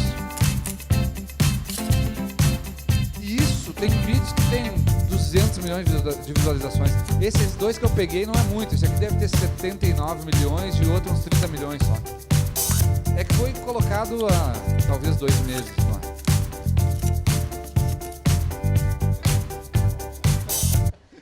E seria mais ou menos isso. E isso está começando a me intrigar, sabe? E é isso que eu estou pensando, que é... Vejam vocês. Eu fico pensando, no meu tempo de criança, né, eu fui alfabetizado audiovisualmente pela televisão. O meu filho de 8 anos, pela televisão, pelo YouTube também, mas esse de 2 anos está sendo muito alfabetizado audiovisualmente pelo YouTube. E a minha proposta agora é começar a pensar, e eu estou levando essa pesquisa, vou começar a levar adiante lá em Pelotas, é pensar um pouco, né, como é que esses vídeos que eles começam a olhar, porque isso aqui para mim é um fantasma do meio. Se não existisse YouTube, ninguém ia fazer isso. Onde é que iam passar isso? Pessoal, vamos no cinema hoje, que hoje vai passar os ovinhos não é? do Play 2 junto com o outro lá, vai passar hoje. Hoje tem um espetacular, tem 1h30 de duração. Ninguém vai pagar para assistir isso. Na televisão não teria espaço para isso. O YouTube é o meio que está fazendo isso acontecer. Né? Ninguém ia fazer também para si. Vou fazer para eu me ver, eu vou ver minhas mãos abrindo. Não, ninguém vai fazer isso. Né? Então, essa é uma coisa que eu estou começando a pensar e ver de que forma isso pode agir sobre esses novos e futuros produtores audiovisuais, né? Que eles, de certa forma, estão começando a ser alfabetizados de uma outra maneira diferente da nossa. Não que a outra coisa não exista mais, mas vai existir. Obrigado se eu passei de alguma coisa.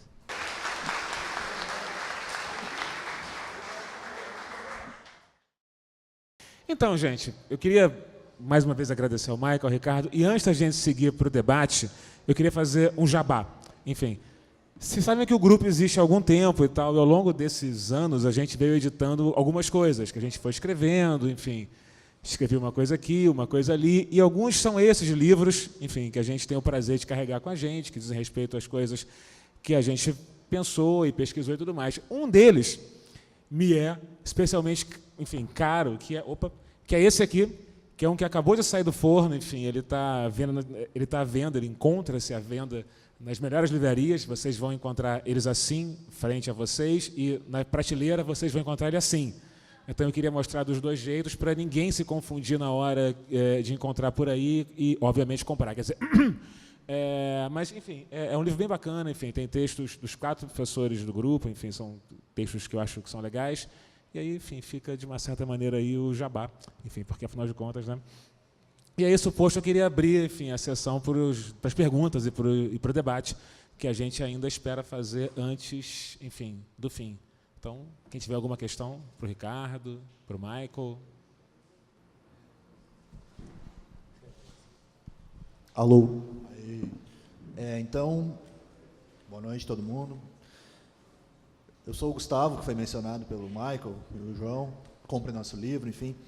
Então, só para deixar um pouco mais claro, então, nesses 3 dias a gente está vendo trabalhos de alunos da nossa pós-graduação. Então, o Ricardo defendeu a dissertação, o Michael a tese, e amanhã e na quarta-feira outros trabalhos desse gênero também.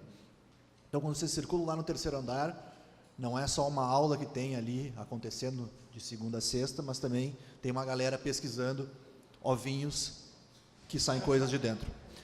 Mas falando um pouco mais sério, na verdade, minha pergunta é uma provocação aos dois. Porque, de um lado, o Ricardo trouxe muito essa questão da técnica como controle. Apesar do vídeo do Abujamra no final, ali, para tentar redimir um pouco a técnica, de repente, ficou para mim uma impressão, de um lado, da técnica representada na tua pesquisa, pelos comportamentos do código de programação e pela forma como ele oferece ofertas de notícias /produtos na interface da 0 hora, como uma ideia um pouco mais angustiante da gente pensar que a gente está a serviço da máquina. O Michael trouxe um conjunto de materiais que falam muito a respeito desse uso através de uma técnica que eventualmente seria essa zona de controle, essa prática de controle, mas mostrando a riqueza, mesmo na banalidade eventual do conteúdo, se a gente quiser pensar assim, de um conjunto de coisas que estão sendo desenvolvidos de uma outra forma, nesse mesmo ambiente dessa técnica, supostamente, do controle. E aí? Como é que a gente poderia pensar, e por isso a minha pergunta é para os dois, assim, como que a gente pode pensar esse ambiente onde essas duas questões estão convivendo? Demandas por controle, por organização do conteúdo, e essa incitação a tentar algum tipo de rearranjo dos materiais através de imagens de arquivo, do fantasma que comparece e assim por diante. E só uma coisa, Michael, eu fiquei pensando que esse teu último conjunto, né, que está em formação dessa coisa do fantasma do meio, esses vídeos me lembraram uma prática que já estava acontecendo no YouTube, que também é muito curiosa, que são os vídeos de unboxing.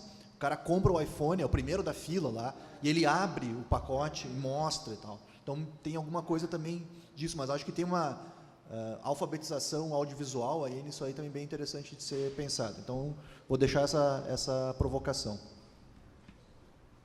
Valeu, Gustavo. Eu já esperava essa provocação. O mais legal de defender uma pesquisa e depois falar sobre ela é que é um looping eterno da banca de defesa, assim.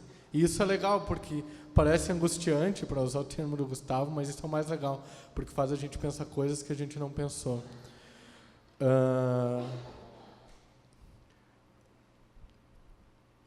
Difícil responder, mas vamos tentar. A vida é um paradoxo, assim, a gente é paradoxal, por que os objetos que a gente constrói não seriam?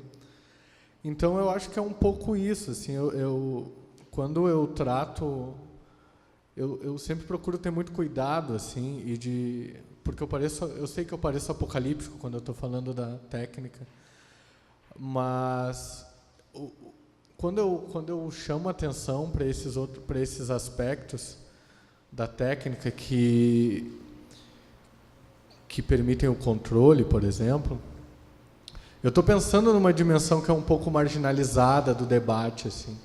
E o meu interesse maior é que a gente fale sobre essas coisas, assim, não que a gente deixe de usar nada, nem eu não deixo de usar nada. A minha conta de e-mail é do Gmail, por exemplo. E justamente eu acho que a gente não deve deixar de usar, porque existem milhares de coisas que não são previstas tecnicamente, que a gente faz, e aí nisso se coaduna com o que o Michael estava apresentando, que é o mais legal de tudo, assim. Então, Gustavo, assim, para tentar responder a questão como pensar o ambiente nesse paradoxo, eu acho que é reconhecer que o ambiente é paradoxal mesmo e reconhecer quando o ambiente se atualiza como barbárie e como se atualiza como arte. E a partir da percepção que a gente tem sobre essas dimensões, a gente conseguir inventar coisas legais, assim. E isso também tá muito fundamentado na crise da experiência, que o Benjamin vai dizer, que a gente não... que a gente deixa de perceber o mundo na sua complexidade.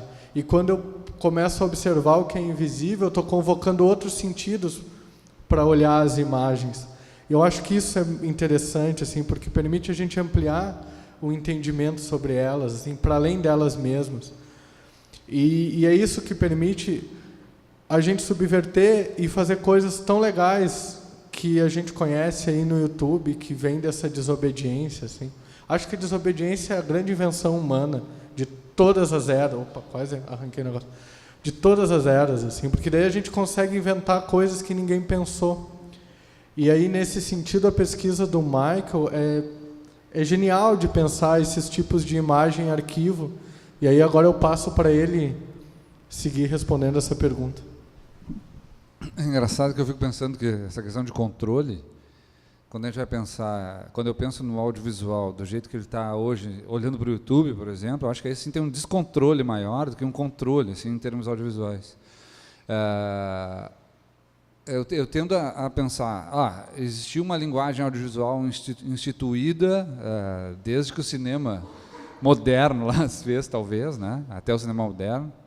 Essas bases foram feitas da linguagem audiovisual que a gente usa até hoje. E, de certa forma, essas técnicas que controlaram, talvez, por alguns grupos, essa linguagem durante um tempo, a técnica hoje, acessível a várias pessoas, faz com que esse controle já não seja tão exercido de forma geral, mas sim, né, de forma mais ampla, ele começa a ter um certo descontrole. Me parece que o controle ainda está nas coisas que estão mais instituídas, por exemplo, como o cinema narrativo, né? Aí sim, ainda existe algum grupo assim. Vou contar até uma coisa curiosa que aconteceu agora essa semana. Olha que interessante como a gente pensar nessa coisa daquilo que a gente está acostumado a ver e o que desacostuma, né? O olhar como dá problema. Estava passando agora lá em Pelotas, no cinema, o filme do Godard, né? Não sei se fosse lá ver. Estava passando o filme do Godard, O Adeus à Linguagem. Vocês viram esse filme por aqui? Não sei se alguém viu esse filme. Adeus à Linguagem. Estava passando, filme em 3D do Godard, o primeiro filme dele em 3D. Ele estreou na quinta-feira lá em Pelotas, às 20:07 da noite. Estou dizendo o horário porque eu fui na primeira sessão. Eu queria ir, fui.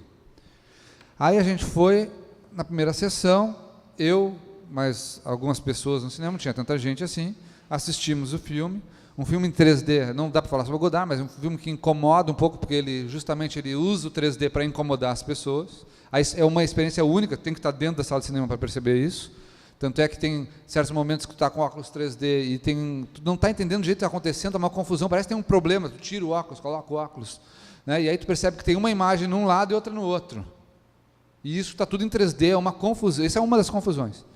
E o filme é espetacular, só que ele está nesse tipo de controle de uma certa fatia dos espectadores, né? E aí olha o que acontece, olha que curioso. Eu estou isso na quinta-feira. Na sexta-feira de manhã eu estou em aula, dando aula de montagem, que é uma das disciplinas que eu dou e tem tudo a ver com isso. E eu comento sobre o filme em aula e uma aluna me diz assim, o meu colega, o Marcos, foi ontem na sessão das 8 e pouco, que era a sessão imediatamente após que eu fui, e ele disse que não teve a sessão, porque relataram que haveria um problema no 3D. E o cinema não passou a sessão. Incrível, né? Alguém que não está acostumado com o filme do Godard, por exemplo, e ainda em 3D, deve ter achado que aquilo estava com problema. Né? Parei, está descontrolado. Para o cara que estava assistindo ali, que está acostumado com o filme narrativo, né? Que tu vai lá e vê o 3D todo direitinho, aquilo ali estava errado. Eles não exibiram. Mais ainda, no sábado eu encontro uma professora do curso, a gente estava na rua, né? Encontro ela e ela me disse que foi ao cinema, assistiu o filme e o pessoal da bilheteria do cinema dizia, olha, esse filme é um filme independente, falaram assim, é um filme independente, tem uns problemas de foco no 3D, disseram isso. Imagina, tu vai ver um filme do Godard, a pessoa te diz isso antes, né? Não tem sentido nenhum, né? Então, isso aconteceu em Pelotas, não sei porque a gente está no interior, né? Mas poderia acontecer em qualquer outro lugar, com um filme desse.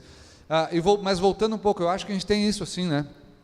O controle, ele se exerce um pouco muito em determinados nichos, mas me parece que a técnica hoje faz com que haja esse descontrole. Não é uma palavra ruim, tá? É só dizer que não há, eu diria, um único eixo que a gente pode trabalhar o audiovisual, e sim essa possibilidade toda que eu vi aqui, e isso é pouco. Tu falou ali de outro vídeo, do pessoal abrindo o iPhone, já me falaram, eu não vi. Tem outras pessoas penteando cabelo, já viram isso? Eu não vi, né? O cara vai lá e o barulho da pessoa penteando cabelo. O que é isso, né? Não sei. Só para complementar, essa questão que eu trago da técnica e do controle diz muito respeito ao tipo de objeto empírico que eu observo, assim, né? E diz muito menos do objeto empírico que o Michael observa. Pensando na produção de imagem, claro, enquanto ambiência, sim, mas não enquanto a técnica de produção de imagem lá é muito mais livre, assim, muito menos controlável, pelo menos assim, a intuição que eu tenho levianamente, assim, pensando agora, mas quando eu destaco assim essa questão do controle, eu estou observando objetos da natureza dos que são da minha pesquisa, como a homepage e o Facebook, por exemplo. Gente, alguém lembra de mais algum vídeo esdrúxulo como esse que vocês viram do Kinder Ovo, da massinha de cera? Alguém lembra de mais alguma coisa que tenha visto assim desse naipe? Não sei.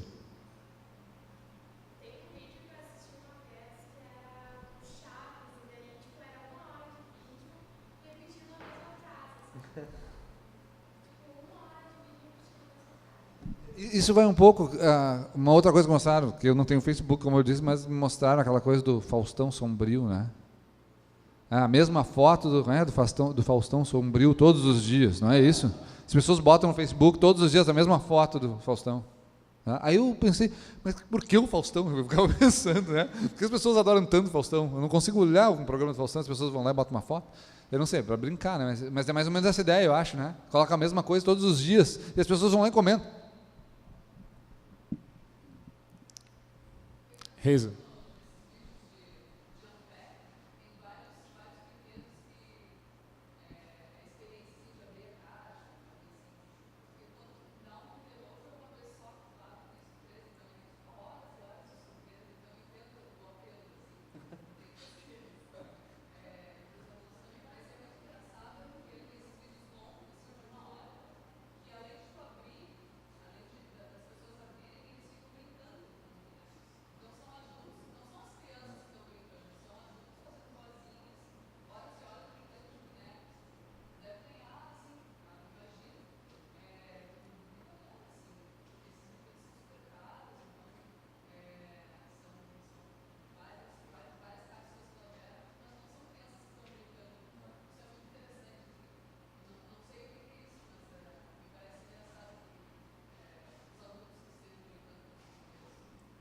Posso falar uma coisa?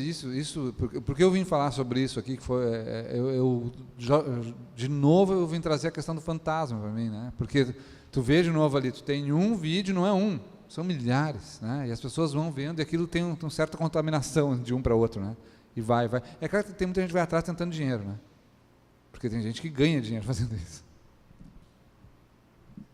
Vamos ser sinceros, gente, quem nunca se fotografou, nunca gravou alguma coisa absolutamente trivial que fez, que atire a primeira pedra. Vamos lá, quem nunca fez isso aqui? Quem nunca tirou uma foto, enfim, sobre uma coisa que pareceria absolutamente trivial? Sim ou não? Eu fico pensando, e eu não sei se mais alguém tem mais alguma questão.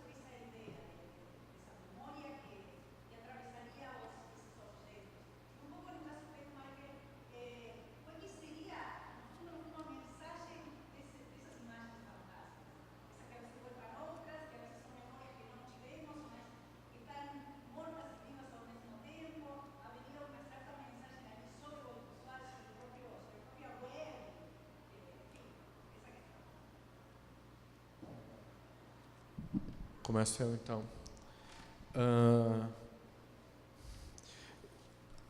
A partir da tua fala, Sônia, eu pensei numa coisa que eu não tinha pensado, que eu achei...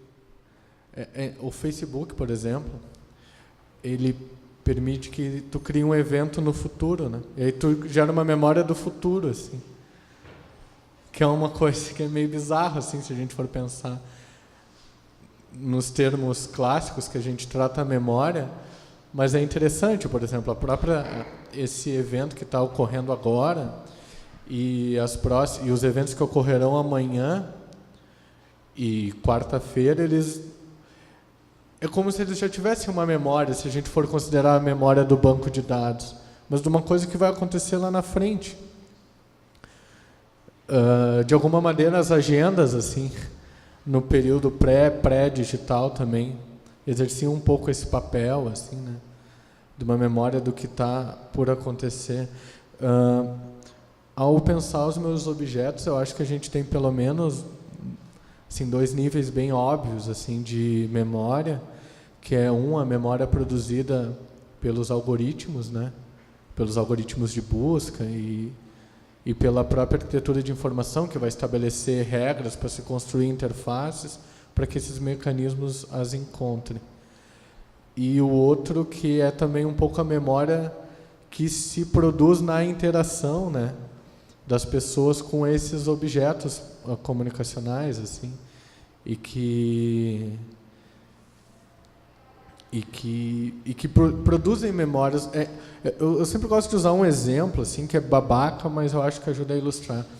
A minha mãe, ela é analfabeta, não sabe nem onde é o botão de ligar o computador.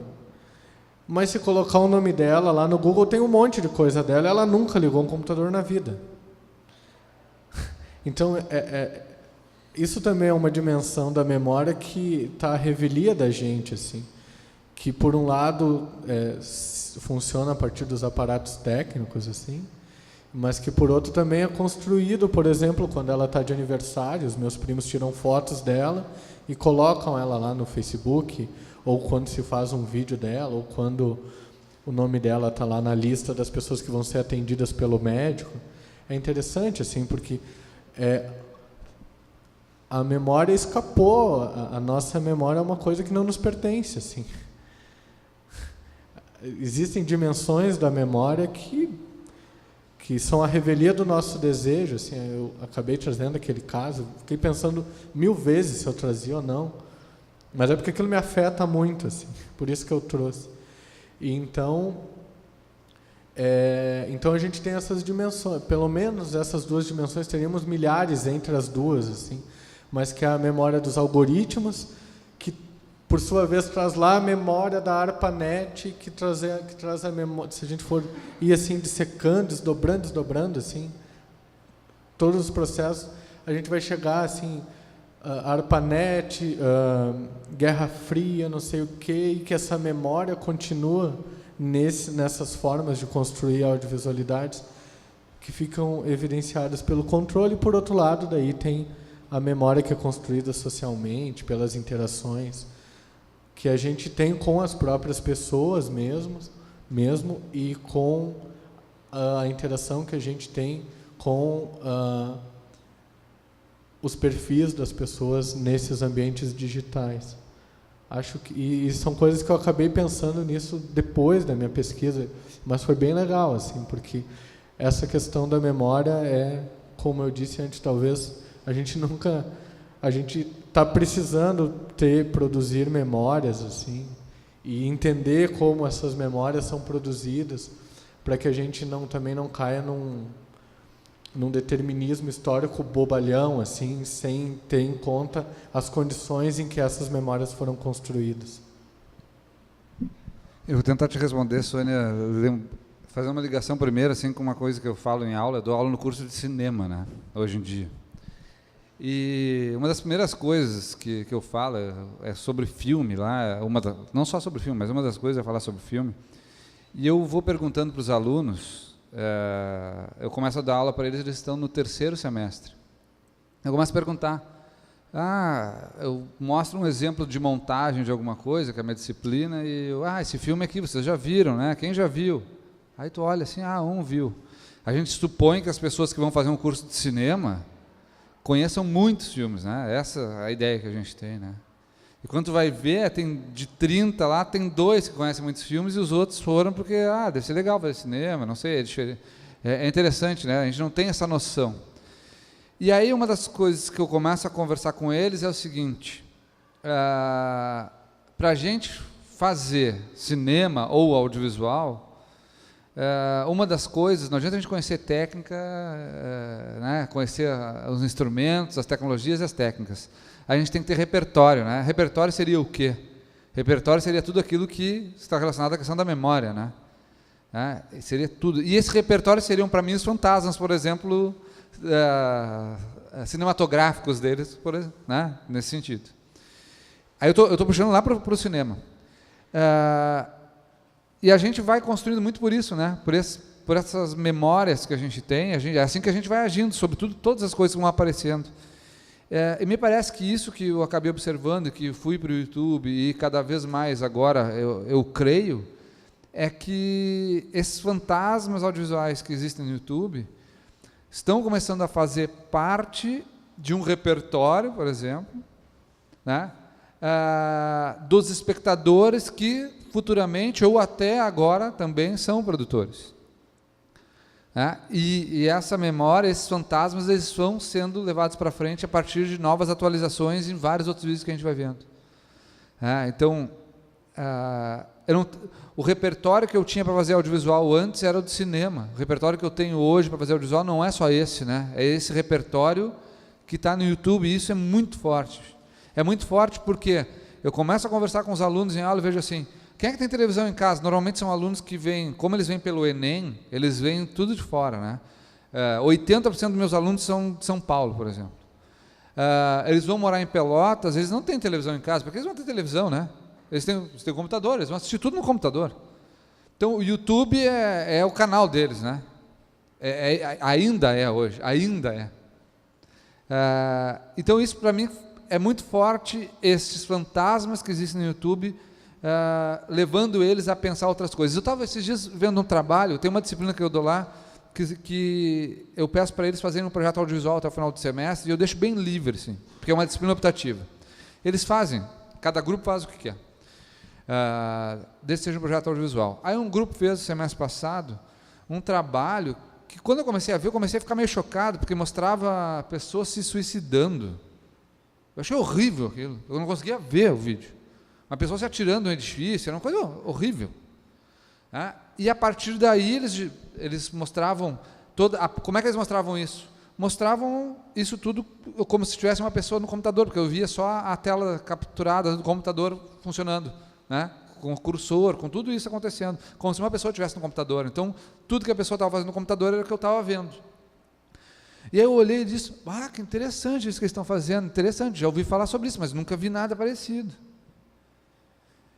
Passam uns dias, a gente está em casa, minha mulher acessa lá o Popcorn Time, aquele que tem vários filmes, né? Não lembro o nome do filme, não sei se vocês já viram, tem um filme lá, né? Que é sobre isso, né? Que são um grupo, né? Que está discutindo uma pessoa, né? Que mostra um suicídio no início, né? E eu digo, tá, aquilo que eu achava lá, aquilo para mim estava agindo de uma maneira, né? Mas aquilo que eu estava achando que era uma imagem novidade, talvez, algo nesse sentido assim, certo que o fantasma desse filme agiu sobre eles para eles realizarem aquele trabalho audiovisual lá. Tiozão. Total. Então, é isso que vai acontecendo, né? E cada vez mais acontece isso com a gente. Eu acho que com qualquer um isso vai acontecendo, né? A gente vai ficando meio para trás. E aí, gente? Mais alguma questão? Fabrício, por favor.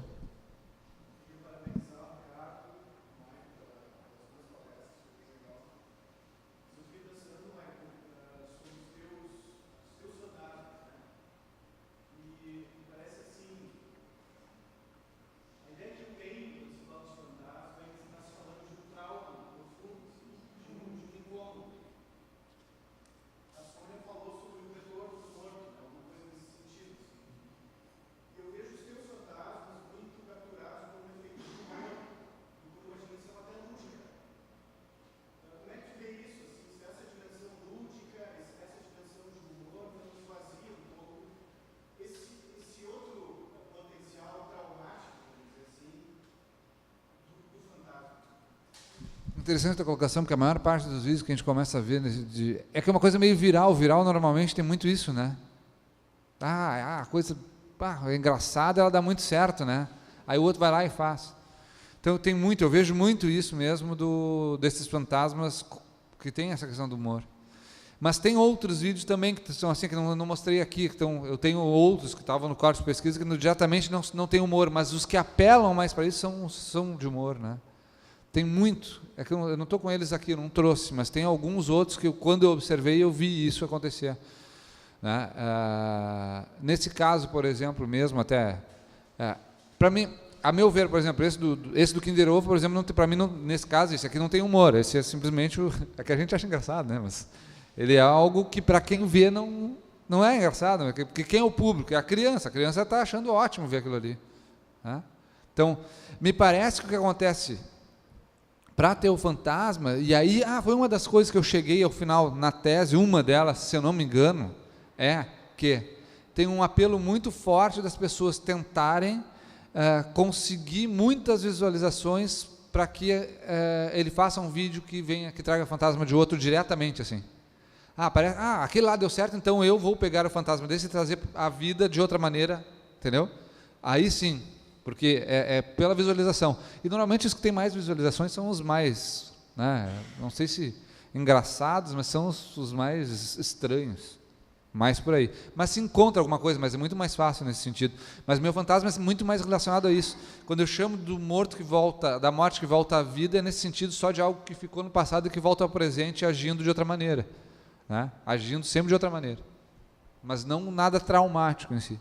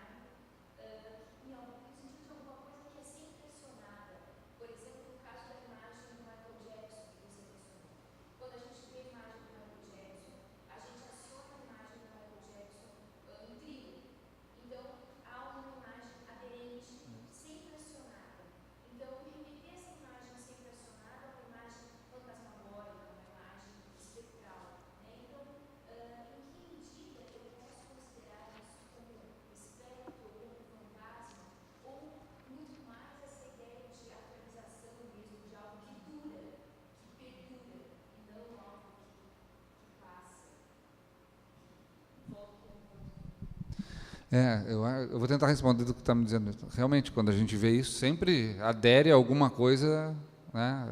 Como tu fala, Michael Jackson. O que eu acho que, assim, quando eu falo fantasma, foi um termo que eu utilizei para tentar dizer que algo que estava no passado volta. Isso, o que está no passado continua durando no presente, né? E traz consigo toda a carga que essa imagem teria do passado, seja positiva, negativa, né? Mas esse imaginário dessa imagem, ela vem junto sempre, né? Ela se mantém, né? Ela está na duração. Me parece que está muito relacionado a isso, assim. Quando eu penso em fantasma, eu penso nisso. Não que o fantasma fique lá atrás, ele vai estar sempre vindo junto de alguma maneira. E quando eu criei essa nomenclatura para as imagens, que eu trago, indireta, direta. Direta seria aquela que eu olho e já digo, é aquilo lá. Indireta que tem uma referência a ela, é por isso que eu me lembro. E tem algumas que não são fantasmas mesmo, que são essas realmente, assim, eu olhei, eu não conheço, Michael Jackson todo mundo conhece, mas não conheço Michael Jackson, nunca vi na minha vida, não vou trazer, o Thriller não traria nada. E ela agiria sobre mim de uma outra maneira diferente daquela que traria aquilo que está aderido a ela e que traz alguma coisa. Então, o fantasma para mim é uma nomenclatura para trazer essa coisa que está muito assim, no entre-lugar, assim, né? Que está lá e está aqui. É indiscernível, sabe? É atual, mas é virtual ao mesmo tempo. Né? Ela é atual e é virtual ao mesmo tempo. Ao mesmo tempo que ela se atualiza, ela se virtualiza de uma outra maneira que até pode ser diferente daquela do passado, mas que, dependendo da forma como a gente observa, e depende muito da pessoa, né? ela traz ou não traz aquilo que vem junto. Tanto é que agora o que eu estou começando a pensar, que de certa forma já vinha, até por ler alguns autores, se a gente pensar no McLuhan, direto estaria relacionado à questão do meio, né? Mas eu nunca tratava a questão do meio. Agora, observando algumas coisas, que eu comecei a ver assim, peraí, o meio também pode ser algo que está vindo junto, né, com as imagens, está vindo junto com esses vídeos, que eu não olhava muito para o meio antes. E agora eu comecei a perceber que, o meio também age. E necessariamente pode agir o meio e nem é com uma imagem do passado, mas é só o meio que às vezes pode estar agindo. Eu posso criar algo novo, que ninguém nunca fez, mas isso novo que eu faço traz o fantasma que é o meio. Né? Um fantasma que vem perdurando, né? Que já está nessa duração. Eu posso trazer o fantasma da duração, e não me traz nenhuma outra memória da imagem em si, mas só como meio. Sim. Não tem nada a ver, mas tem a ver. Já que a gente não pode escapar do controle, eu queria sugerir para vocês, assim, se vocês não conheçam, uma plataforma que se chama Academia.edu, que é muito mais legal do que o Lattes, assim. Ao contrário do Lattes, que tu só bota os teus arquivos lá, que só serve para CAPS, que é importante, mas tá. Lá a gente pode colocar as nossas pesquisas e compartilhar, isso é o mais importante, assim. O conhecimento tem que ser uma coisa livre, minha gente. A gente não paga nada para o Platão, de tudo que ele ensinou para nós. Então, essa plataforma é bem legal. Se vocês procurarem o meu nome lá, tem todos os artigos que eu já escrevi, tem minha pesquisa. É só clicar e baixar. Eu acho que é bem legal, assim. É academia.edu. É só digitar no navegador lá e aí criar uma continha bem simples. E é um negócio que eu acho genial, assim, uma das coisas mais legais que tem. E eu estou só esperando a plataforma Lattes disponibilizar esse tipo de serviço, porque também listar os artigos lá e depois passar meia hora procurando e às vezes não encontrar é dose. Então, conheçam, que é uma plataforma bem legal e bem potente, assim, de produção e de compartilhamento do conhecimento, que todo mundo tem alguma coisa a ensinar para alguém.